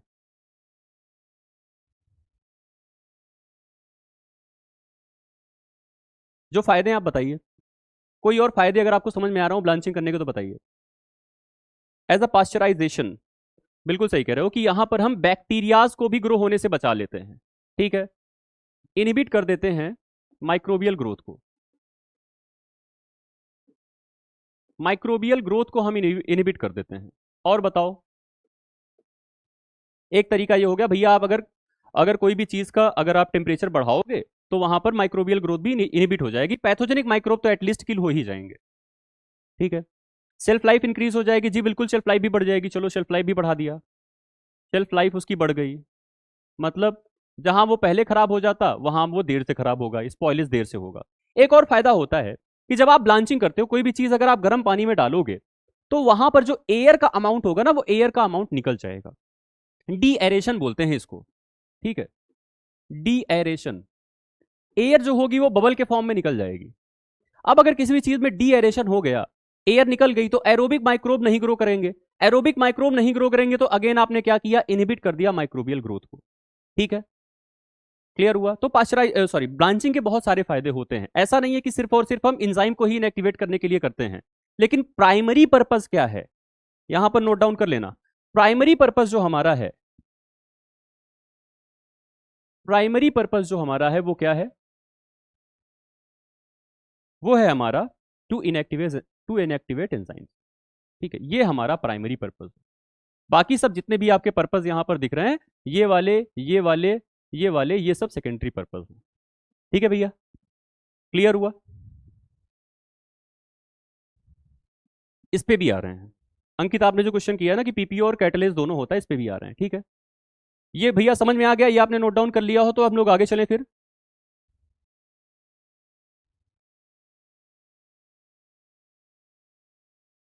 आगे बढ़े, बताओ भाई यस और नो कुछ। ठीक है, अब देखो पीछे आते हैं। हमने बोला था परोक्सीडेज, आप कह रहे हो कि कैटलेस भी होता है। जी हाँ, कैटलेस भी होता है। ठीक है, कैटलेस भी होता है। सपोज दैट अगर परोक्सीडेज ऑप्शन में है और कैटलेज भी ऑप्शन में है, तब आपको पेरोक्सीडेज टिक करना है। अगर बोथ ऑप्शन में है तब आपको बोथ टिक करना है। पेरोक्सीडेज ऑप्शन में नहीं है तब आपको कैटलेज टिक करना है। ना समझ में आया हो तो दोबारा से पूछना, देखो मैंने क्या कहा फिर से समझना। पेरोक्सीडेज ऑप्शन में है तो पेरोक्सीडेज को टिक करना है, क्योंकि इससे ज्यादा हीट स्टेबल कोई नहीं होता, कैटलेज भी नहीं होता है। ठीक है, अगर कैटलेज ऑप्शन में है पेरोक्सीडेज ऑप्शन में नहीं है तो आप क्या करोगे, कैटलेज को टिक करोगे। बोथ ऑप्शन में है तो बोथ को टिक कर देना। ठीक है, लेकिन यहां पर सबसे ज्यादा करेक्ट ऑप्शन क्या आपका माना जाएगा, पेरोक्सीडेज ही माना जाएगा, क्योंकि इससे ज्यादा हीट स्टेबल कोई और एंजाइम नहीं होता है। ठीक है, हाँ प्राइमरीली आपको यहां पर पेरोक्सीडेज ही मानना है। और वो जो पॉलीफिनॉल ऑक्सीडेज था वो भी एक टाइप का पेरोक्सीडेज होता है, वो प्रेजेंट होता है ज्यादातर आपके फ्रूट्स वगैरह में। ठीक है, चलो आगे चलते हैं। अगला क्वेश्चन है हमारा, दी एंजाइम्स यूज्ड इन चीज प्रोसेसिंग इज, चीज को प्रोसेस करने के लिए कौन से एंजाइम का हम यहां पर यूज करते हैं। ऑप्शन नंबर ए कह रहा है अमाइलेज को यूज करते हैं, बी कह रहा है लाइपेज को, सी कह रहा है प्रोटीएज को, डी कह रहा है ऑल ऑफ दी अबव।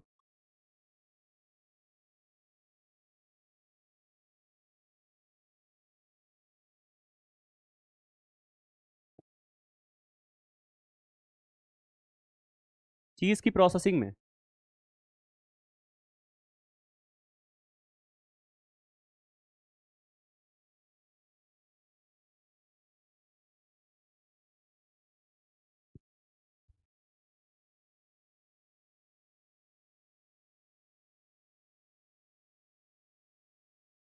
देखो देखो, अब यहां पर बोला जा रहा है चीज की प्रोसेसिंग, तो देखो चीज में दो टाइप की प्रोसेसिंग होती है।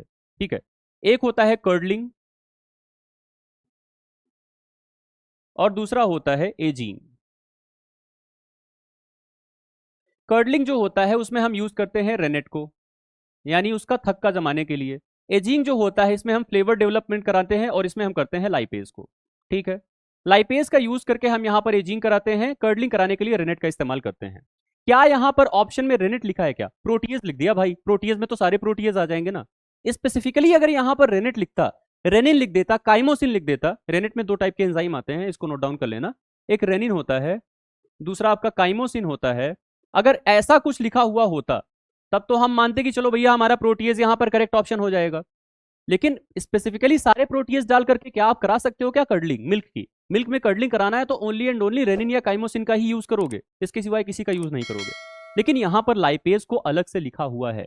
लाइपेज का यूज क्या होता है, एजिंग कराने में, चीज में एक डिफरेंट फ्लेवर को डेवलप कराने के लिए लाइपेज का यूज किया जाता है। इस वजह से यहां पर correct option will be B, that is lipase.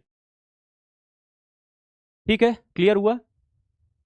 और देखो यहां पर जो रेनिन लिखा हुआ है ना, इसमें डबल एन होता है, सिंगल एन वाला रेनिन नहीं है, ये डबल एन वाला रेनिन है, इसको भी ध्यान देना। इसके नीचे अंडरलाइन कर दे रहा हूं, ये डबल एन वाला है, दो एन है यहां पर।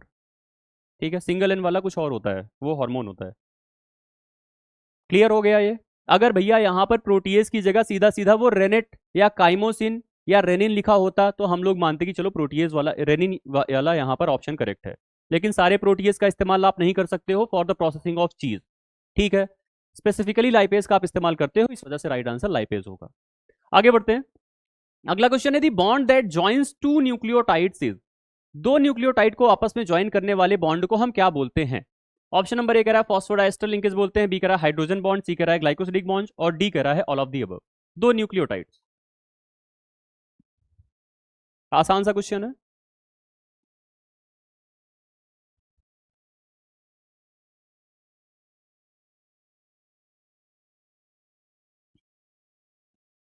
बस चार आंसर्स, बाकी लोग, भैया आंसर सभी लोग दो, आंसर सभी लोग दीजिए। तो देखो यहां पर आपका राइट आंसर क्या हो जाएगा, option number A, that is phosphodiester linkage. हम लोगों ने इसको पढ़ा हुआ था न्यूक्लिक एसिड वाले पोर्शन में कि दो न्यूक्लियोटाइड को आपस में जोड़ने का काम करता है फॉस्फोडाइस्टर बॉन्ड। ठीक है, क्लियर। नहीं नहीं नहीं, ग्लाइकोसिडिक बॉन्ड नहीं जोड़ेगा भाई, ग्लाइकोसिडिक बॉन्ड तो आपका जो मोनोमेरिक फॉर्म ऑफ कार्बोहाइड्रेट्स होते हैं उसमें दिखता है ना।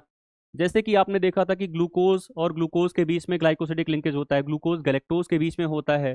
ठीक है, स्टार्च में ग्लाइकोसिडिक बॉन्ड होता है, और आपका ग्लाइकोजन में ग्लाइकोसिडिक बॉन्ड होता है। जितने भी पॉलीसैकेराइड्स होते हैं, ऑलिगोसैकेराइड्स होते हैं, उनमें ग्लाइकोसिडिक लिंकेज होता है। लेकिन हमने क्या बोला है भैया, न्यूक्लियोटाइड बोला है हमने। न्यूक्लियोटाइड को आपस में ज्वाइन करने वाला जो बॉन्ड होता है वो होता है फॉस्फोडाइस्टर बॉन्ड। ठीक है, हाँ हाँ। नाइट्रोजनस बेस जो आपस में जुड़े हुए होते हैं वो हाइड्रोजन बॉन्ड से, कुछ डबल बॉन्ड कुछ ट्रिपल बॉन्ड, ठीक है, वो दोनों हाइड्रोजन बॉन्ड होते हैं। अगला क्वेश्चन है the distance between two base pair in DNA strand is, दो बेस पेयर के बीच की डिस्टेंस क्या होती है किसी भी डीएनए के स्ट्रैंड में, कितनी होती है बताओ भाई। ऑप्शन नंबर ए कह रहा है 0.034 नैनोमीटर, दूसरा कह रहा है 0.34 नैनोमीटर, तीसरा कह रहा है 34 नैनोमीटर और चौथा कह रहा है 3.4 नैनोमीटर।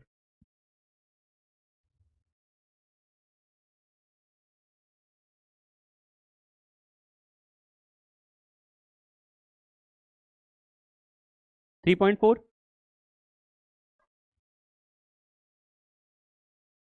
0.34, ठीक है, कंफ्यूज नहीं होना इसमें।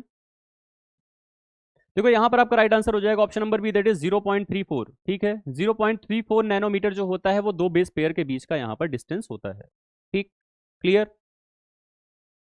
चलो अगला क्वेश्चन है which factor terminates the transcription process, transcription हो रही है तो उसको रोकने का काम कौन सा फैक्टर कराएगा, एक होता है जो इनिशिएट कराता है, एक होता है जो टर्मिनेट कराता है। टर्मिनेट करने का काम किसका होता है, sigma factor, delta factor, rho factor, lambda factor, बताइए भाई आप लोग।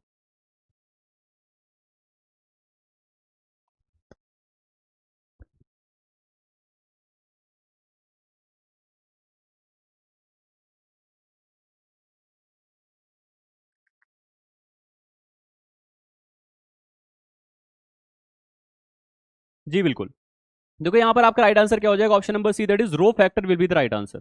रो फैक्टर जो होता है वो ट्रांसक्रिप्शन को टर्मिनेट करने का काम करता है। देखो एक चीज ध्यान देना, यहाँ पर जो सबसे ज्यादा इंपॉर्टेंट यूनिट्स है ना, वो ज्यादातर आपका पूछा जाएगा जो अभी आप लोगों ने प्रोटीन का पढ़ा, कार्बोहाइड्रेट का पढ़ा, या आगे चल के जो आप कंटामिनेंट्स का पढ़ोगे, अडल्ट्रेंट्स का पढ़ोगे, बेसिकली यहाँ से क्वेश्चन बनेंगे, न्यूक्लिक एसिड से क्वेश्चन बनेंगे, लेकिन बहुत ज्यादा डीप में आपसे नहीं पूछा जाएगा, बहुत ही नॉर्मल से क्वेश्चंस बनेंगे, और जितने भी क्वेश्चंस बनने के चांसेस हैं उनसे रिलेटेड सारी चीजें हम लोगों ने ऑलरेडी डिस्कस कर लिया है अपनी क्लासेस में, ठीक है। चलो आगे चलते हैं। अगला क्वेश्चन है which of the following bond does not break during denaturation of protein, जब आप प्रोटीन को डीनेचर करते हो तो कौन सा बॉन्ड नहीं ब्रेक होता है, बहुत बार क्वेश्चन पूछा है बहुत सारे एग्जाम में। डीनेचुरेशन ऑफ प्रोटीन में कौन सा बॉन्ड नहीं ब्रेक होता है, ऑप्शन नंबर ए कह रहा है हाइड्रोजन बॉन्ड, बी है डाइसल्फाइड, सी है पेप्टाइड और डी है all of the above. Transcription क्या होता है, देखो डीएनए को आप कन्वर्ट करते हो किसमें, आरएनए में, तो उस प्रोसेस को हम लोग क्या बोलते हैं, ट्रांसक्रिप्शन। डीएनए जब आपस में डबल होता है तो उसको हम लोग बोलते हैं रेप्लिकेशन, और जब जब आरएनए आपका कन्वर्ट होता है प्रोटीन में तो उसको हम बोलते हैं ट्रांसलेशन, ठीक है। सारी चीजें हम लोगों ने पढ़ रखा है लेक्चर्स में, आप एक बार लेक्चर्स को जाकर के देखिए, पूरी चीजें समझ में आ जाएंगी। तो देखो यहां पर भाई कह रहा है कि डीनेचुरेशन ऑफ प्रोटीन में कौन सा बॉन्ड नहीं ब्रेक होता है, तो इसका राइट आंसर बिल्कुल सही आप लोगों ने बताया है, पेप्टाइड बॉन्ड नहीं ब्रेक होता है। पेप्टाइड बॉन्ड कैसा बॉन्ड होता है, ये जो बॉन्ड होता है इसको ब्रेक करने के लिए हमें प्रोटीएज की जरूरत पड़ती है, प्रोटीएज की जरूरत पड़ती है पेप्टाइड बॉन्ड को ब्रेक करने के लिए, पेप्टाइडेज भी आप कह सकते हो, उसकी भी जरूरत पड़ती है पेप्टाइड बॉन्ड को ब्रेक करने के लिए, ठीक है।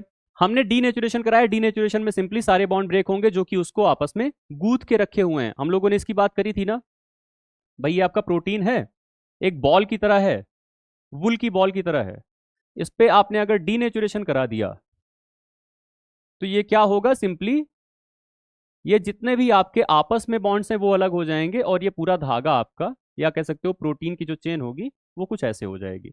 लेकिन अगर आप इसके ऊपर प्रोटीएज को यूज करोगे तब आपका ये जो पेप्टाइड बॉन्ड है वो आपस में ब्रेक करेगा और आपका धागा जो है बीच से टूटना शुरू हो जाएगा, कुछ ऐसा होता है, ठीक है। तो डीनेचुरेशन जो हो रहा है हमारा, उसमें हमारा पेप्टाइड बॉन्ड नहीं ब्रेक करेगा, लेकिन जो प्रोटियोलिसिस, इस प्रोसेस को हम लोग क्या बोलते हैं, प्रोटियोलिसिस, प्रोटियोलिसिस कराओगे तब हमारा पेप्टाइड बॉन्ड जो होता है वो ब्रेक कर जाएगा, ठीक है, क्लियर। चलो आगे चलते हैं। अगला क्वेश्चन है rejoining of complementary DNA strand is also known as, complementary DNA strands को हम आपस में रीजॉइन किए हैं तो उसको हम क्या और बोलते हैं, ऑप्शन नंबर ए करा एक्सटेंशन बोलते हैं, बी करा डीनेचुरेशन, सी करा एनीलिंग और डी करा ज्वाइंट।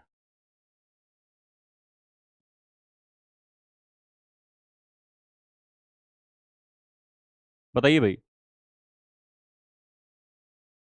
जी बिल्कुल, तो यहां पर इसका राइट आंसर हो जाएगा option number C, that is annealing. Annealing एक ऐसी प्रोसेस होती है जहां पर हम कॉम्प्लीमेंट्री डीएनए स्ट्रैंड्स को रीजॉइन कराने का काम करते हैं, ठीक है, रीजॉइन कराते हैं तो इसको हम लोग क्या बोलते हैं, एनीलिंग बोलते हैं। चलो आगे बढ़ते हैं। अगला क्वेश्चन है which of the following is a purine, इनमें से प्यूरिन क्या है, ऑप्शन नंबर ए कह रहा है एडेनिन और थायमिन, दूसरा कह रहा है थायमिन एंड साइटोसिन, तीसरा कह रहा है एडेनिन एंड गुआनिन, और चौथा कह रहा है गुआनिन एंड साइटोसिन। बताओ भाई। डीएनए के केस में एनीलिंग कहते हैं, डीएनए के केस में एलीनिंग एनीलिंग कहते हैं, प्रोटीन के केस में रीनेचुरेशन कहते हैं।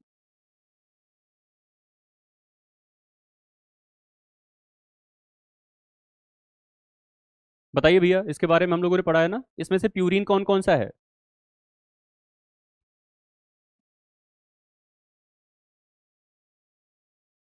जी बिल्कुल। देखिए option number C will be the right answer, that is adenine and guanine. Adenine and guanine जो होते हैं ये होते हैं आपके प्यूरिन,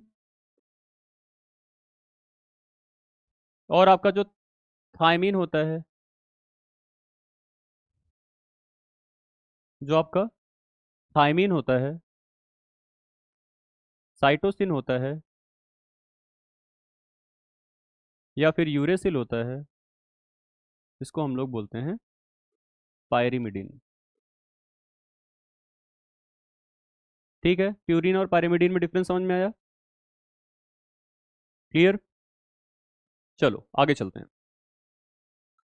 अगला क्वेश्चन है which of the following is not a property of denaturation of DNA. Denaturation of DNA की प्रॉपर्टी कौन सी नहीं है? ऑप्शन नंबर ए कह रहा है विस्कोसिटी डिक्रीज हो जाती है जब आप डीनेचर कराते हो डीएनए को। ऑप्शन नंबर बी कह रहा है कि डीनेचुरेशन जो होता है वो हीटिंग के दौरान होता है डीएनए में। सी ऑप्शन कह रहा है कि हाइड्रोजन बॉन्ड यहां पर टूट जाता है। डी ऑप्शन कह रहा है कि rate of UV absorbance decrease हो जाती है। बताओ भाई, क्या बोल रहा है कि कौन सी यहां पर नहीं है प्रॉपर्टी, यानी इनकरेक्ट स्टेटमेंट को आपको ढूंढना है।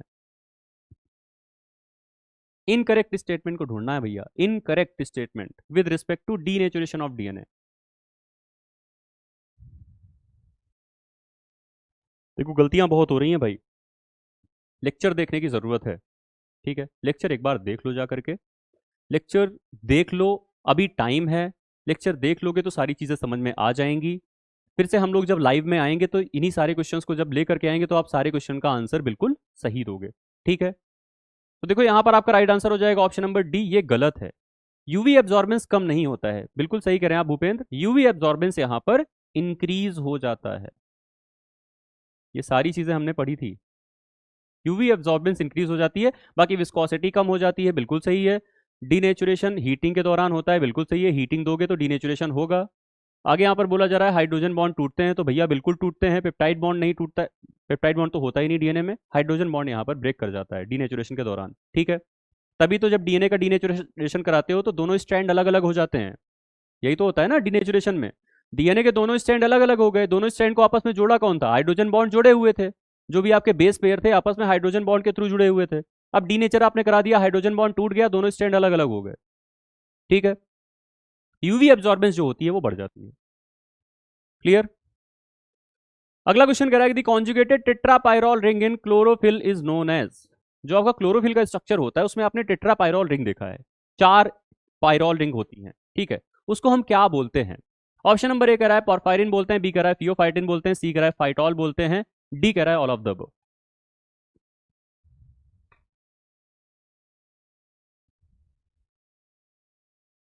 टोटल क्वेश्चंस आपके 33 हैं।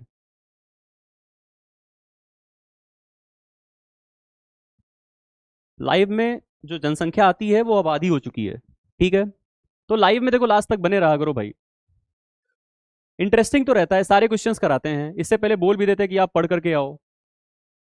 ठीक है, अब देखो यहां पर आपका राइट आंसर क्या हो जाएगा, आपका राइट आंसर हो जाएगा यहां पर option number B, that is sorry option number A, that is porphyrin. ठीक है, फियोफाइटिन क्या होता है? फियोफाइटिन एक दूसरा कंपाउंड होता है जो कि कलर चेंज कर देता है, ब्राउन कलर का कंपोनेंट होता है। फाइटॉल की अगर हम बात करें तो फाइटॉल एक टाइप की टेल होती है जो कि क्लोरोफिल के स्ट्रक्चर में आपने देखा होगा। ठीक है, और आपका राइट आंसर क्या हो जाएगा? Option number A, that is porphyrin. ठीक, टेट्रापायरोल रिंग। सभी क्लासेस नहीं अटेंड कर पाए, कोई बात नहीं, आप धीरे धीरे क्लासेस को अटेम्प्ट करो, बट कोशिश ये करना कि सारी क्लासेस करना जरूर। ठीक है, क्लासेस नहीं करोगे भाई तो फिर कहां से समझ में आएगी चीजें। ठीक है, अगला क्वेश्चन है कि anthocyanins belong to the principal class of. किस क्लास से एंथोसाइनिन बिलोंग करता है? ऑप्शन नंबर ए कह रहा है कैरोटिनॉइड्स, बी कह रहा है फ्लेवोनॉइड्स, सी कह रहा है क्लोरोफिल्स, और डी कह रहा है नन।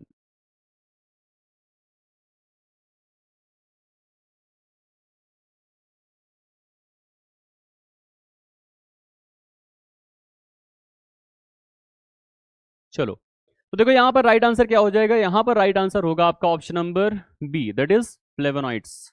एंथोसाइनिन की बात कर रहा है। एंथोसाइनिन जो होता है ना, एक टाइप का ऐसा पिगमेंट होता है जो कि ब्लूइश कलर को इंपार्ट कराने का काम करता है, पर्पल कलर को इंपार्ट कराने का काम करता है, कुछ कुछ केसेस में रेड कलर को भी इंपार्ट कराता है। ठीक है, तो देखो यहाँ पर जो फ्लेवोनॉइड्स होता है ना, एक प्रिंसिपल क्लास है, एक बहुत बड़ी क्लास है फ्लेवोनॉइड्स, एक पिगमेंट की क्लास है, उससे एंथोसाइनिन भी बिलोंग करता है। इसके अलावा फ्लेवोन, फ्लेवेनोन, ये सब भी फ्लेवोनॉइड की क्लास से ही बिलोंग करते हैं। ठीक है, क्लोरोफिल और कैरोटीनॉइड दूसरे पिगमेंट्स होते हैं, ये एंथोसाइनिन की क्लास में नहीं आते हैं। ठीक है, आगे चलते हैं हम लोग। हाँ हाँ हाँ, बट बीट रूट में जो स्पेसिफिक पिगमेंट पाया जाता है उसका कुछ और नाम होता है। अभी हम आगे इसके आगे यहाँ पर क्वेश्चंस को डिस्कस करेंगे, बीट रूट में कौन सा पिगमेंट होता है। ठीक है, अगला क्वेश्चन है, which of the following are water soluble pigment, इनमें से वाटर सॉल्युबल पिगमेंट कौन सा है, मतलब अगर पानी में डालोगे आप तो ये घुल जाएगा, ऐसा कौन सा पिगमेंट होता है। ऑप्शन नंबर ए कह रहा है कैरोटिनॉइड, बी कह रहा है क्लोरोफिल, सी कह रहा है एंथोसाइनिन, डी कह रहा है ऑल ऑफ द अबव। बताइए भाई।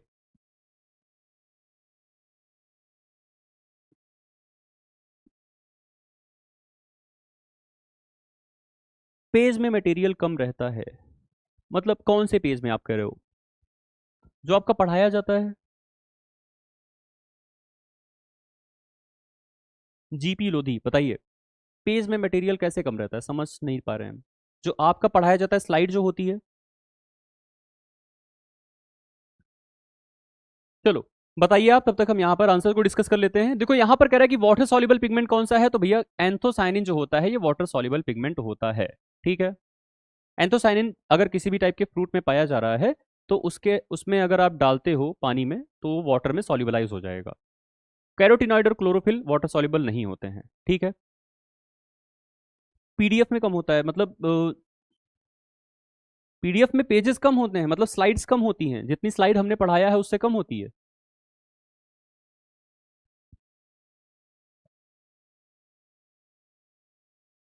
हाँ, ये दोनों फैट सॉल्युबल हैं, ऊपर वाले दोनों फैट सॉल्युबल है भाई, कैरोटिनॉइड और क्लोरोफिल।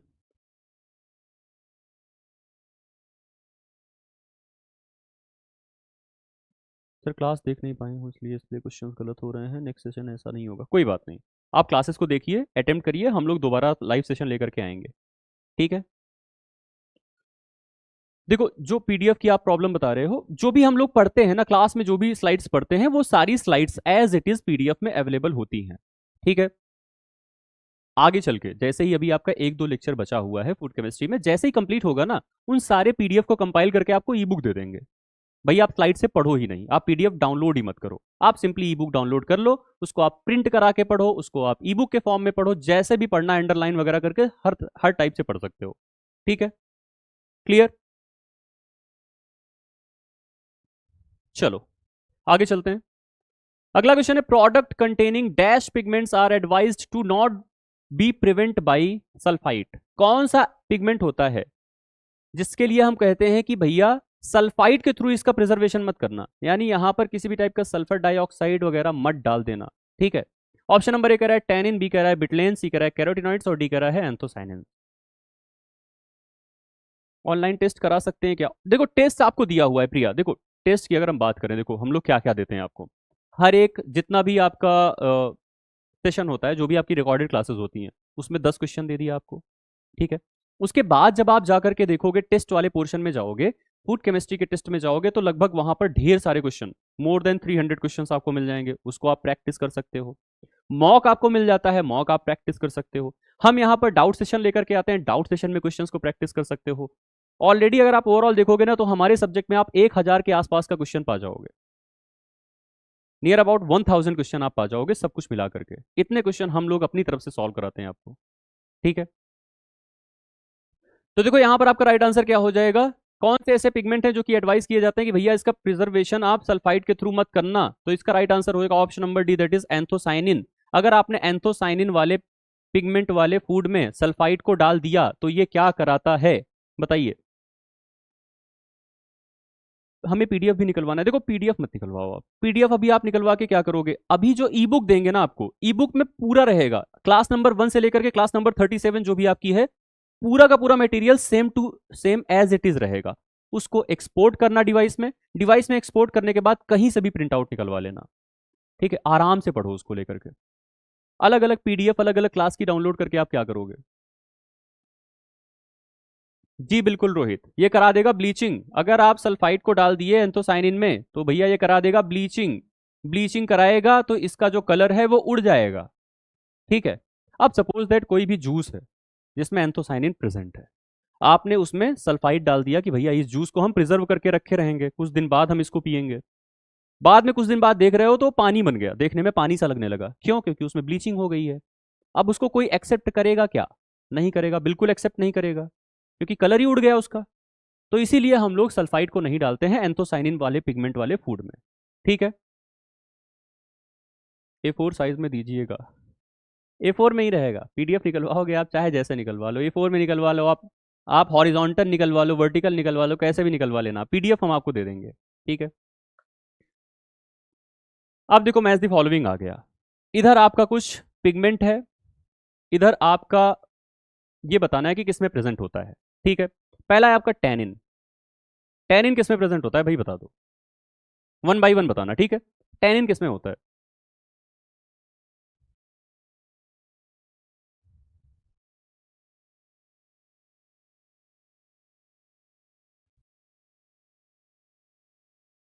बताइए भैया। टी में होता है, जी बिल्कुल। ठीक है। तो टैनिन होता है हमारा टी में, ए का हो जाएगा 4। टी जो होता है उसके अंदर जो पिगमेंट पाया जाता है वो होता है टैनिन। देखो, चाय लिया, पानी में डाला आपने, गर्म किया, तो वो ब्लैक कलर का पिगमेंट जो होता है पानी में आ जाता है। वो जो ब्लैक कलर का पिगमेंट है it is due to the presence of tannin. ठीक है।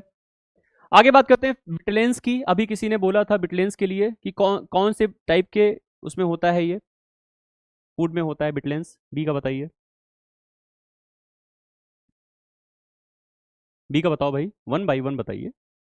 हाँ देखो, बी का क्या हो जाएगा, यहां पर बीट रूट हो जाएगा। बिटलेंस जो होता है वो आपका प्रेजेंट होता है बीट रूट के अंदर।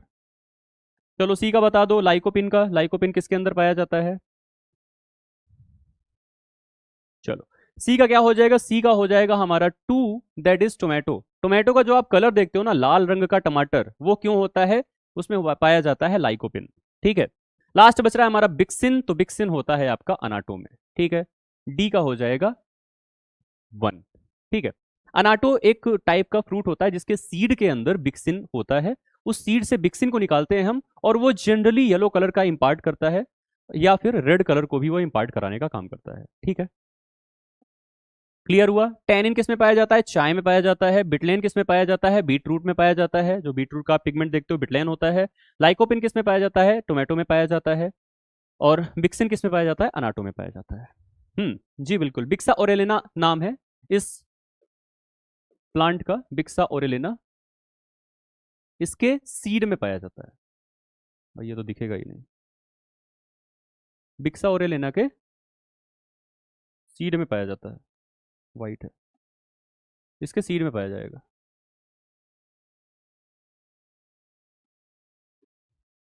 ठीक है। चलो आगे चलते हैं। अगला क्वेश्चन है, कैरोटिनॉइड कंसिस्ट ऑफ। कैरोटिनॉइड के पास कितनी यूनिट्स होती हैं? आइसोप्रेनॉइड यूनिट कितनी होती है भाई? ये क्वेश्चन भी प्रीवियस ईयर का ही है। ठीक है। कितनी आइसोप्रेनॉइड यूनिट होती है बता दो जल्दी से। पहला ऑप्शन कह रहा है 8 आइसोप्रेनॉइड यूनिट होती है, दूसरा कह रहा है 4 होती है, तीसरा कह रहा है 12 होती है, चौथा कह रहा है 16 होती है। If possible please compile these live doubt sessions with E book. अच्छा, एक काम करेंगे, क्या कर सकते हैं? देखो एक ऐसा काम कर सकते हैं, ये जितने भी क्वेश्चंस हैं, हम लोग जो क्वेश्चंस डिस्कस करते हैं उसका पीडीएफ आपको लास्टली प्रोवाइड करा देंगे। लास्ट तक हम लोग क्वेश्चंस को डिस्कस करते रहेंगे, उसका पीडीएफ प्रोवाइड करा देंगे। या फिर एक काम और कर सकते हैं, जहां पर भी आप लाइव डाउट सेशन में जाते हो, उस पर्टिकुलर लाइव डाउट सेशन में आपको पीडीएफ तो ऑलरेडी मिल जाता है ना इसका। पीडीएफ तो मिलता ही है ना भाई, लाइव डाउट सेशन के बगल में आपको इसका पीडीएफ मिल जाता होगा, जो भी हम डिस्कस करते हैं। ठीक है। बहुत लास्ट में इसको कंपाइल कर देंगे अगर आप कहोगे तो। बिल्कुल सही है। देखो यहां पर राइट आंसर हो जाएगा option number A, that is 8 isoprenoid unit. 8 isoprenoid unit यहां पर प्रेजेंट होती हैं। ठीक है। चलो अगला क्वेश्चन है, dash are colourless compounds which during processing and handling are converted into coloured product. एक ऐसा कंपाउंड होता है जो कि कलरलेस होता है, पानी की तरह होता है, लेकिन जब आप उसकी प्रोसेसिंग करते हो तो वो कलर्ड कंपाउंड में कन्वर्ट होता है, जादू हो जाता है। कौन सा कंपाउंड होता है जिसकी हम बात कर रहे हैं? पहला ऑप्शन कह रहा है ल्यूकोएंथोसाइनिडिन्स, दूसरा कह रहा है एंथोसाइनिडिन्स, तीसरा कह रहा है ल्यूकोएंथोसाइनिन्स, चौथा कह रहा है ऑल ऑफ दी अबव।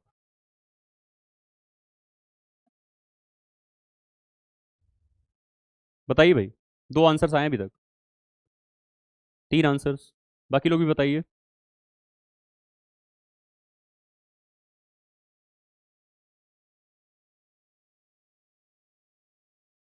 चलो, तो देखो यहां पर आपका राइट आंसर हो जाएगा option number C, that is leucoanthocyanins. Leucoanthocyanin जो होता है, जब इस पर आप प्रोसेसिंग वगैरह करते हो ना, हीट ट्रीटमेंट वगैरह देते हो या फिर पीएच वगैरह थोड़ा सा बढ़ाते या घटाते हो, तो ये कन्वर्ट हो जाता है कलर्ड प्रोडक्ट में। ठीक है, इसके बारे में हम लोगों ने अच्छे से डिटेल में पढ़ा था कि कैसे एंथोसाइनिडिन्स का फॉर्मेशन होता है ल्यूकोएंथोसाइनिन से। क्लियर? तो यहां पर आपका राइट आंसर क्या हो जाएगा? Option number C, that is leucoanthocyanins will be the right answer. चलो आगे चलते हैं। अगला क्वेश्चन है, enzymes present in plant bring about the degradation of anthocyanin are. ऐसा कौन सा एंजाइम होता है प्लांट के अंदर जो कि एंथोसाइनिन को डिग्रेड करने का काम करने लगता है? ऑप्शन नंबर ए कह रहा है ग्लाइकोसिडेज, बी कह रहा है फिनोलेज, सी कह रहा है पेरोक्सीडेज, डी कह रहा है ऑल ऑफ द अबव। किसमें होता है ये? तो देखो बनाना वगैरह में अब देखे होगे कि बनाना का जब हम कैनिंग कर देते हैं, बनाना के केस में जब हम कैनिंग करते हैं तो उसमें ल्यूकोएंथोसाइनिडिन्स प्रेजेंट होते हैं, ल्यूकोएंथोसाइनिन्स।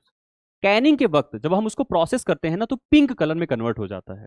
ठीक है, या फिर कैंड पियर में, पियर जो आपका होता है, पियर किसको कहते हैं? नाशपाती।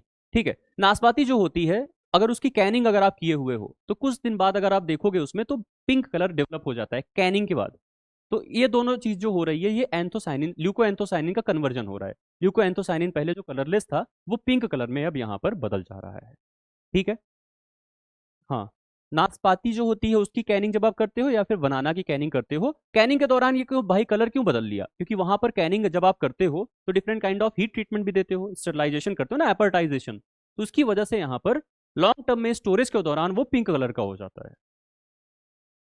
ठीक है, तो भैया इसका राइट आंसर हो जाएगा D, that is all of the above. ये हमने पढ़ा भी था, हमारी स्लाइड्स में है ये। ग्लाइकोसिडेज, फिनोलेज, पेरोक्सीडेज, ये तीनों एंजाइम जो होते हैं ये डिग्रेड कराने का काम करते हैं एंथोसाइनिन्स को।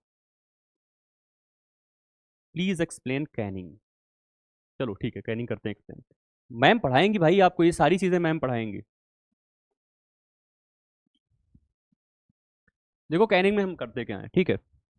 सपोज दैट अभी जिसकी बात हम कर रहे थे, नाशपाती की एग्जांपल ले लेते हैं। पियर लिया हमने, ठीक है। पियर को पहले हमने क्या किया, वॉश किया, ठीक है। वॉश करने के बाद कट किया, ठीक है। कट करने के बाद आप क्या करोगे? कट करने के बाद पहले आप करोगे प्रिपरेशन। प्रिपरेशन वगैरह कर लिया आपने, वॉश कर लिया, कट कर लिया, ट्रिमिंग वगैरह कर लिया है, ठीक है। इससे पहले आपने शॉर्टिंग कर लिया इसकी, शॉर्टिंग मतलब छटाई वगैरह कर ली है, ग्रेडिंग कर लिया आपने, ठीक है। सारी चीज़ें आपने कर लिया, जो भी प्राइमरी प्रोसेसिंग मेथड्स होते हैं वो सारी चीज़ें आपने कर लिया। चलो पीलिंग भी करा देते हैं, चलो पीलिंग भी करा दिया। अगर आपको पील्ड वाला चाहिए पियर तो पीलिंग भी करा लिया, ठीक है। उसके बाद आप इसको क्या करोगे कि एक कंटेनर के अंदर भरोगे, ठीक है। इसको हम लोग बोलते हैं फिलिंग। फिलिंग में आप क्या करोगे कि ये कंटेनर रहेगा, ये आपके सामने कंटेनर है जिसको आप बोलते हो कैन, ठीक है। ऊपर से खुला हुआ है। अब इसके अंदर आप ऐसे ही नहीं फिल कर दोगे कि भैया लिया नाशपाती को काटा पीटा डाल दिया, ऐसे नहीं करेंगे। जब भी हम फ्रूट की कैनिंग करते हैं तो फ्रूट की कैनिंग करते हैं सिरप के अंदर, और जब भी वेजिटेबल की कैनिंग करते हैं तो इसको हम करते हैं ब्राइन के अंदर। सिरप क्या होता है? जो शुगर का कंसंट्रेटेड फॉर्म होता है वो होता है सिरप। ब्राइन क्या होता है? जिसमें पानी के साथ साथ नमक प्रेजेंट होता है। तो जब हम सब्जियों को कैन करते हैं तो उसमें हम नमक वाले पानी का इस्तेमाल करते हैं जिसको हम ब्राइन कहते हैं, और जब फ्रूट की करेंगे तो हम यहाँ पर सिरप का इस्तेमाल करेंगे। तो इसके अंदर भर दिया गया है सिरप, ठीक है। इसके अंदर होता है सिरप, ये आपके पास सिरप मिल गया, चलो सिरप भी मिल गया, ठीक है। सिरप हमने भर दिया है पहले से। अब इसके अंदर हमने भर दिया ये कटी हुई नाशपाती, ठीक है। इस प्रोसेस को हमने क्या बोला? फिलिंग बोला। और ये जो आपका सिरप इसमें गया है, इस प्रोसेस को कहते हैं हम सिरपिंग, ठीक है। अगर आपने ब्राइन भरा हुआ है तो आप क्या बोलोगे? ब्राइनिंग। क्लियर? हाँ, ब्राइन में सोडियम NaCl रहता है और उसके साथ साथ पानी रहता है। फिलिंग करा दिया आपने। अब आप इसके बाद क्या कराओगे? अब आप यहां पर कराओगे एग्जॉस्टिंग। एग्जॉस्टिंग में क्या कराते हो आप? अब यार भाई आपने यहां पर क्या किया था कि सिरप के अंदर आपने भर दिया था किसको, पियर को, लेकिन हो सकता है कि उस पियर के पास कुछ ना कुछ अमाउंट में गैस प्रेजेंट हो, या फिर आपने जब इसको खोल रखा था भरने के लिए तो उस दौरान भी इसके अंदर गैस चली गई होगी। ठीक है, तो इस गैस को हम निकाल लेते हैं। एक काम और भी कर सकते हो, यहां पर ज्यादातर केसेस में हमने भी पीछे बोला था ना कि हम लोग ब्लांचिंग जरूर करते हैं, ब्लांचिंग करते हैं प्रायर टू द कैनिंग, तो यहां पर आप प्री स्टेप्स में ब्लांचिंग भी करा सकते हो। ठीक है, ब्लांचिंग कराने के बाद आप यहां पर इसकी कैनिंग कर रहे हो। ठीक है, अब यहां पर एग्जॉस्टिंग में क्या करते हो आप, इसको आप क्या करते हो, एग्जॉस्टिंग में इसको बंद भी करोगे।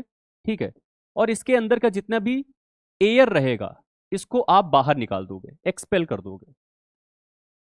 एयर को आपने एक्सपेल कर दिया। ठीक है, एग्जॉस्टिंग करा दिया। पहले वाले स्टेप को हम लोग क्या बोलते हैं, इसको हम बोलते हैं प्रिपरेशन। उसके बाद हमने करा दिया क्या, फिलिंग, सिरपिंग करा करके, फिर हमने करा दिया एग्जॉस्टिंग। अब आप कराओगे इसकी हीट ट्रीटमेंट। ठीक है, हीट ट्रीटमेंट आप इसको दोगे, इसको आप गर्म करते हो, हीटिंग कह सकते हो या आप इसको कह सकते हो स्टेरलाइजेशन। स्टेरलाइजेशन, इसको जब आपने गर्म किया तो आप कैसे गर्म करते हो, जनरली हम यहां पर स्टीम की मदद से गर्म करते हैं, गरम गरम स्टीम रहती है उसी के थ्रू इसको हम पास करा देते हैं। ठीक है, स्टीमिंग जब आपने कराया, गरम इसको ट्रीटमेंट दिया, या फिर आप रिटॉर्टिंग कराते हो 121 डिग्री सेल्सियस पर कुछ पर्टिकुलर प्रेशर पर इसकी रिटॉर्टिंग करा देते हो, ये आप क्यों करा रहे हो, हम इसको इतनी गर्मी दे रहे हैं ताकि ये जो है अंदर से स्टरलाइज हो जाए, किसी भी टाइप का अगर माइक्रो प्रेजेंट है तो वो मर जाए। ठीक है, अब देखो आपको समझ में आया कि सिरपिंग किया क्यों हमने, सिरपिंग या ब्राइनिंग किया क्यों, इसमें हमको सिरप डालने की जरूरत क्या पड़ गई थी, मीठा थोड़ी करना था हमें। भाई अगर हम डायरेक्टली यहां पर इसको पियर को लेकर के डायरेक्टली डाल करके इसको गर्म कर देते ना तो अंदर से पियर पूरा जल जाता। ठीक है, पूरा का पूरा वो राख बन जाता, एकदम से जल जाता। लेकिन हमने जब सिरपिंग किया है तो सिरपिंग की वजह से पहले सिरप गर्म होगा, पहले भाई ये सिरप गर्म होगा, गर्म होने के बाद इसके अंदर पहुंचेगी हीट और यूनिफॉर्मली डिस्ट्रीब्यूट हो जाएगी किसके ऊपर, पियर के ऊपर, जिससे कि वो भी गर्म हो जाए और जितने भी बैक्टीरियाज वगैरह हैं वो किल हो जाएं। इसके लिए हमने कराया यहां पर स्टेरलाइजेशन। ठीक है, अब इसको हम लोग कैपिंग वगैरह करा देंगे, कैपिंग तो हो ही गई थी।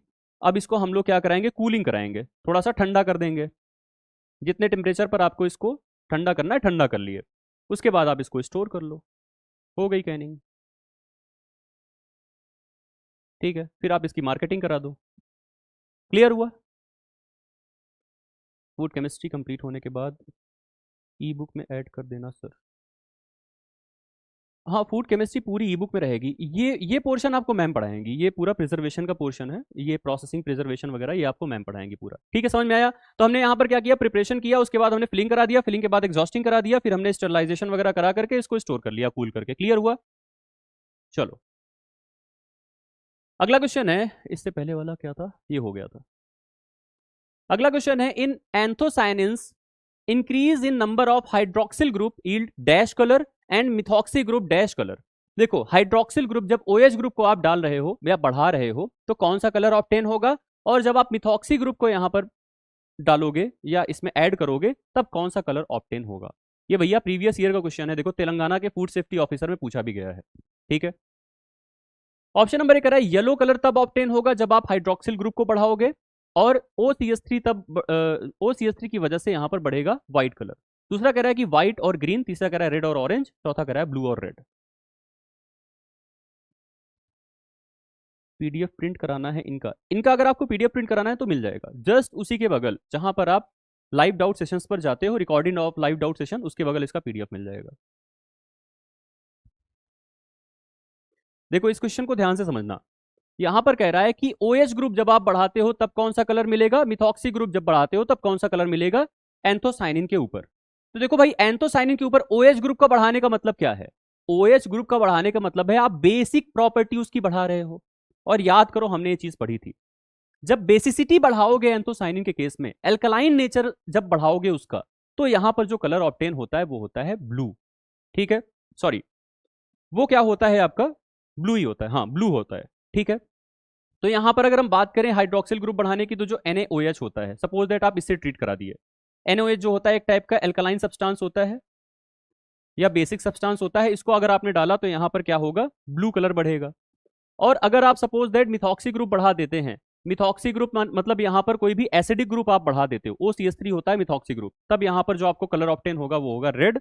और यहां पर राइट आंसर क्या होगा आपका? Option number D, that is blue and red.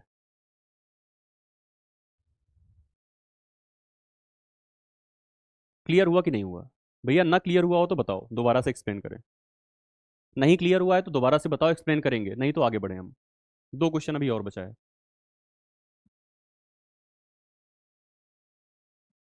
Clear हो गया? जल्दी बताइए भाई, 8:26 हो गया है, ज्यादातर लोग भाग भी गए हैं। यस और नो? एक्सप्लेन कर दें, चलो ठीक है कर दे रहे हैं। एंथोसाइनिन है, एक टाइप का पिगमेंट है, किसी भी टाइप के फ्रूट में पाया जा रहा है। उसको सपोज दैट आप हाइड्रोक्सिल ग्रुप उसमें बढ़ा दिया। हाइड्रोक्सिल ग्रुप कैसे बढ़ाओगे? NaOH आपने लिया, उसमें डिप कर दिया आपने उस फ्रूट को जिसके पास एंथोसाइनिन पाया जा रहा है। अब उसमें क्या होगा? बेसिक नेचर उसका बढ़ गया। तो बेसिक नेचर बढ़ने की वजह से इसका कलर चेंज हो जाता है। इसका कलर कैसा देखने को मिलेगा आपको? ब्लू कलर का या पर्पल कलर, हमने पढ़ा था, याद करो। हमने ये चीज पढ़ी हुई है, जाकर के लेक्चर में देखोगे, हमने बोला था कि पर्पल कलर इसमें बढ़ने लगता है, तो पर्पल और ब्लूइश नेचर वहां पर बढ़ने लगेगा। उसी की जगह अगर आप मिथॉक्सी ग्रुप को बढ़ाओगे, OCH3 ग्रुप को वहां पर बढ़ाओगे, ऐसे कंपोनेंट से ट्रीट करा दोगे, तो यहां पर जो कलर आपको देखने को मिलेगा वो होगा रेड। इससे हमें ये पता चलता है कि अगर आप एल्कलाइन नेचर बढ़ाओगे तो कलर मिलेगा ब्लू, एसिडिक नेचर बढ़ाओगे तो कलर मिलेगा red in the case of anthocyanin. ठीक है, चलो आगे चलते हैं अगले क्वेश्चन पर। अगला क्वेश्चन है, lipid soluble yellow orange red pigments found in higher plants are called. ऐसे पिगमेंट जो कि येलो ऑरेंज या रेड कलर के होते हैं और फैट या लिपिड में सॉल्युबलाइज हो जाते हैं, उनको हम क्या कहते हैं? बहुत इजी क्वेश्चन है। ऑप्शन नंबर ए कह रहा है बिटलेन कहते हैं, बी कह रहा है कैरोटिनॉइड, सी कह रहा है एंथोसाइनिन, डी कह रहा है डेस्मोइड्स। ये भी FSO का क्वेश्चन है, प्रीवियस ईयर तेलंगाना में पूछा गया था।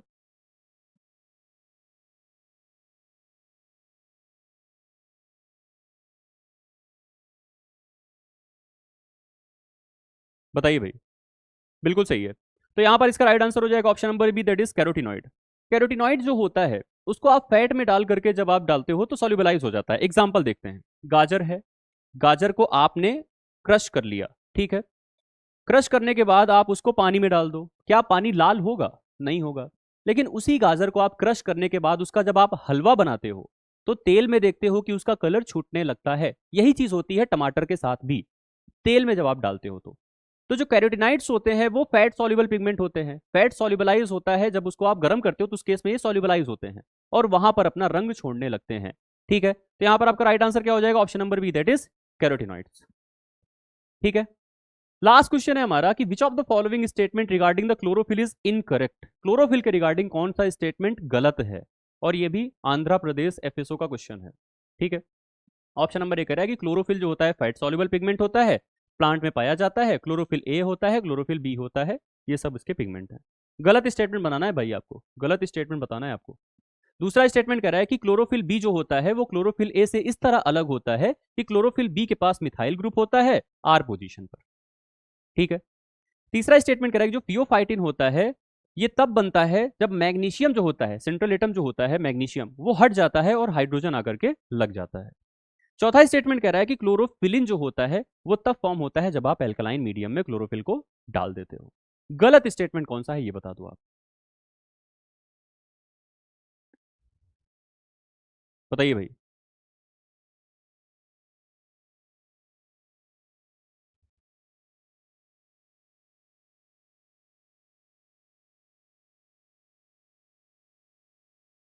देखो यहां पर जो गलत स्टेटमेंट होगा वो होगा ऑप्शन नंबर बी। देखो यहां पर कह रहा है कि क्लोरोफिल बी जो होता है वो क्लोरोफिल ए से इस तरह अलग होता है कि क्लोरोफिल बी के पास मिथाइल ग्रुप है। क्या ऐसा होता है? क्लोरोफिल ए के पास मिथाइल ग्रुप होता है या क्लोरोफिल बी के पास होता है? क्लोरोफिल ए के पास मिथाइल ग्रुप होता है भाई। क्लोरोफिल बी के पास CHO ग्रुप होता है, दोनों याद रखना। क्लोरोफिल ए के पास मिथाइल ग्रुप होता है, क्लोरोफिल बी के पास CHO ग्रुप होता है। ठीक है, यहां पर उल्टा बोल दिया। क्लियर? चलो, तो स्टूडेंट ये था आज आपका टोटल क्वेश्चन जो हमने डिस्कस किया। हम लोग कहां तक पहुंच चुके हैं? हम लोग पिगमेंट्स तक कंप्लीट कर चुके हैं। आगे की जो क्लासेस होंगी उसमें हम लास्ट क्लास आई थिंक होगी फूड केमिस्ट्री की आपकी, जिसमें हम लोग जो आपका कंटामिनेंट्स है, इंसेक्टिसाइड है, पेस्टिसाइड है, ये सारी चीजें हम यहाँ पर डिस्कस करेंगे। इसके साथ जो एडल्ट्रेंट्स होते हैं उनके बारे में डिस्कस करेंगे। ठीक है स्टूडेंट्स? नहीं नहीं 33 बोला था मैंने, 33 बोला था ना सर। टेस्ट वाले सेक्शन में जो टेस्ट हैं 10 मार्क्स वाले, उनका लेवल डिफरेंट है। नहीं नहीं डिफरेंट कुछ नहीं होगा भाई, टेस्ट वाले सेक्शन में इन्हीं से तो क्वेश्चन बने हुए हैं ना, जो आपके यहाँ पे मिले हुए हैं चीजें, उन्हीं से तो क्वेश्चन बने हुए हैं। ठीक है, अब जिसको भी जाना है आप लोग जा सकते हो, जिसका जो भी डाउट है आप यहाँ पर पूछ सकते हो। ठीक है, okay, thank you so much. बताइए अगर किसी का कोई डाउट है तो बताइए। देखो क्वेश्चन का लेवल डिफरेंट नहीं है भाई, जो आपने पढ़ा है उसी टाइप के क्वेश्चन आपको देखने को मिलेंगे। यहां पर जब हम क्वेश्चन कराते हैं तो हम इंपॉर्टेंट क्वेश्चंस को लेकर के आते हैं। ठीक है, इंपॉर्टेंट क्वेश्चंस मींस जो आपके प्रीवियस ईयर में पूछे गए हैं, जैसे कि आपने पीछे अभी 3-4 क्वेश्चन देखे थे, प्रीवियस ईयर वाले थे, जो बार बार रिपीट होकर के आते हैं आपके सामने, बार बार अगेन एंड अगेन पूछे जाते हैं। ठीक है, वहां पर जब हम टेस्ट सीरीज में आपके जो क्वेश्चंस बनाते हैं उसको इस लेवल का बनाते हैं कि कोई भी चीजें बचने ना पाए, जो भी चीज आप पढ़े हो हर चीज से क्वेश्चन हम वहां पर प्रिपेयर करके आपके सामने लाते हैं।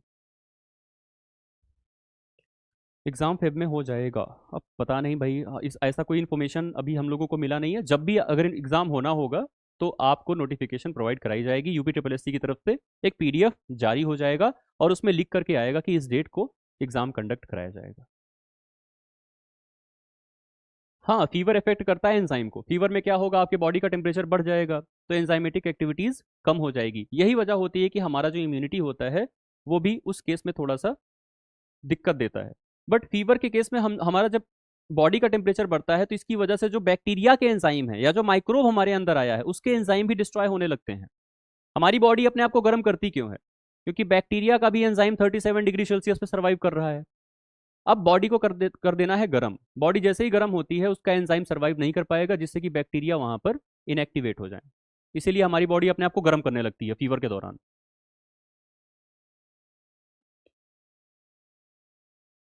प्रीवियस ईयर वाली बुक कब तक आएगी? देखो एफएसओ की जो प्रीवियस ईयर वाली बुक है अभी वो उसका जो सेकंड एडिशन है उस पर काम चल रहा है। जैसे ही ये मार्केट में अवेलेबल होती है आप सभी को इन्फॉर्मेशन दे दिया जाएगा। ठीक है, फर्स्ट एडिशन हमारे पास टोटली आउट ऑफ स्टॉक हो चुकी है, एक सिंगल बुक भी नहीं बची है। सेकेंड एडिशन जल्दी ही आने वाला है, कुछ मॉडिफिकेशंस के साथ आएगा और कुछ नए पेपर्स के साथ भी आएगा। ठीक है स्टूडेंट्स, फिर यहीं पर हम सेशन को एंड करें। और कोई डाउट हो तो बताइए आप लोग। 15 मार्च तक 100% हो जाएगा, अच्छी बात है। अगर आपका 15 मार्च तक हो जाएगा तो भाई हम लोगों ने तो सिलेबस अभी एंड कर दिया है। अभी क्या चल रहा है, नवंबर आ गया, नवंबर भी नहीं आया, हमारा सिलेबस एंड हो गया हमारे एंड से। आपका फूड एडिटिव बचा है, 11-12 क्लासेस वो भी एंड हो जाएंगी जल्दी ही। एक दो पोर्शन जो और आपका बचेगा हमारे पोर्शन का वो एंड हो जाएगा, बाकी का जो पोर्शन है वो भी बहुत जल्दी आपको एंड हो जाएगा। दिसंबर तक आई थिंक पूरा ही खत्म हो जाएगा, दिसंबर मिड तक या नवंबर लास्ट तक। नॉन टेक में जीएस वाला हिंदी में हो जाए तो सही है कंटेंट। देखो जीएस में देखो जो भी हम लोग पढ़ा रहे हैं वो बाइलिंगुअल पढ़ा रहे हैं। सर जो पढ़ाते हैं जीएस के वो आपको जो भी चीज़ें एक्सप्लेन करते हैं हिंदी में करते हैं ज़्यादातर।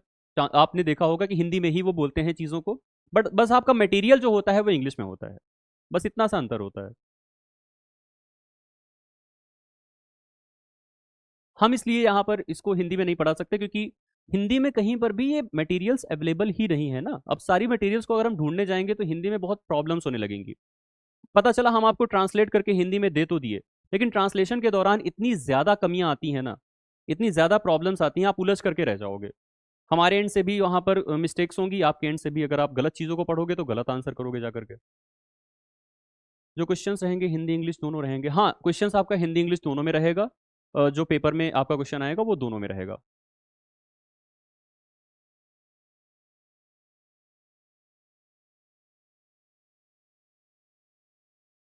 देखिए पढ़ाया सब कुछ आपको इंग्लिश और हिंदी दोनों में जाता है। जैसे मैं आपके सामने अभी कम्युनिकेट कर रहा हूँ, सारे क्वेश्चंस को मैंने यहाँ पर एक्सप्लेन किया। ठीक है, जीएस वाले सर भी आएंगे आपके सामने तो सारे क्वेश्चंस को आपको उसी मीडियम में एक्सप्लेन करेंगे। ठीक है, जब भी उनकी क्लासेस लगेंगी।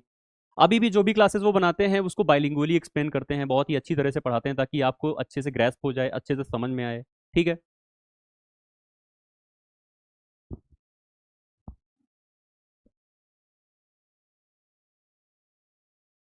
ई बुक से सभी यूनिट का पीडीएफ निकलवाना है, निकाल लीजिएगा आप। ई बुक जैसे ही प्रोवाइड होती है आप जा करके पीडीएफ निकाल लीजिएगा एक्सपोर्ट करके।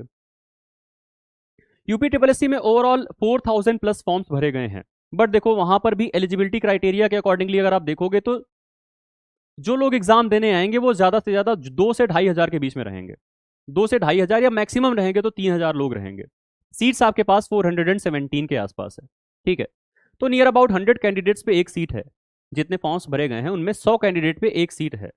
ये मत मान करके चलना, हाँ 4700 भरा हुआ है, ये बिल्कुल मत मान के चलना कि भैया इतने कम कैंडिडेट है हमारा सिलेक्शन तो ऐसे ही हवा में हो जाएगा, ऐसा कुछ नहीं होगा। पढ़ाई करोगे भाई साहब तभी होगा।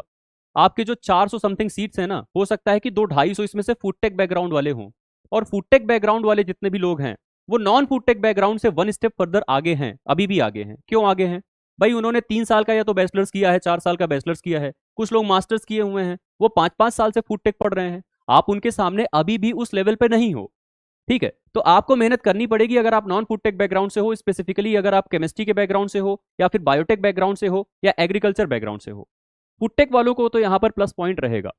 फूडटेक वालों को भी ओवर कॉन्फिडेंट नहीं होना है कि भैया हमारा तो फूडटेक था, हमको सब कुछ आता है। पता चला नॉन फूडटेक वाले बहुत अच्छे से पढ़ लिए तो आपको कंपटीशन देंगे और आपसे आगे निकल जाएंगे वो। यहाँ पर देखो मैटर कुल मिलाकर के यही है कि आपको पढ़ाई करनी पड़ेगी, मेहनत तो करनी पड़ेगी।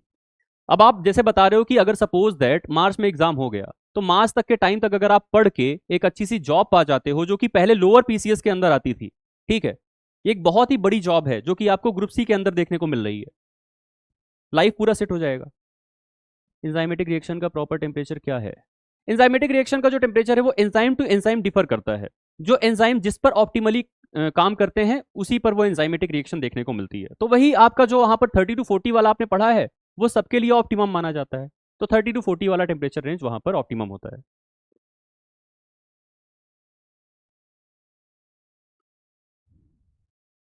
ठीक है। तो स्टूडेंट्स ठीक है, फिर यही पूरी स्ट्रेटजी है, आपको फॉलो करना है, पढ़ाई करते रहना है, जो भी चीजें हमारी तरफ से प्रोवाइड कराई जा रही हैं उसको लगातार पढ़ते रहिए। जैसे ही एग्जाम होता है सभी लोग सिलेक्शन लीजिए। हमारी ये चाहत है कि जितने भी लोग एटलीस्ट हमारे प्लेटफॉर्म पर इनरोल्ड हैं उनका तो सिलेक्शन होना ही होना चाहिए, क्योंकि हम अपनी तरफ से पूरी मेहनत कर रहे हैं। आपकी तरफ से मेहनत में कमी नहीं होनी चाहिए। ठीक है, क्लियर? चलो ठीक है, फिर सेशन को यहीं पर एंड करते हैं। Okay students, thank you so much.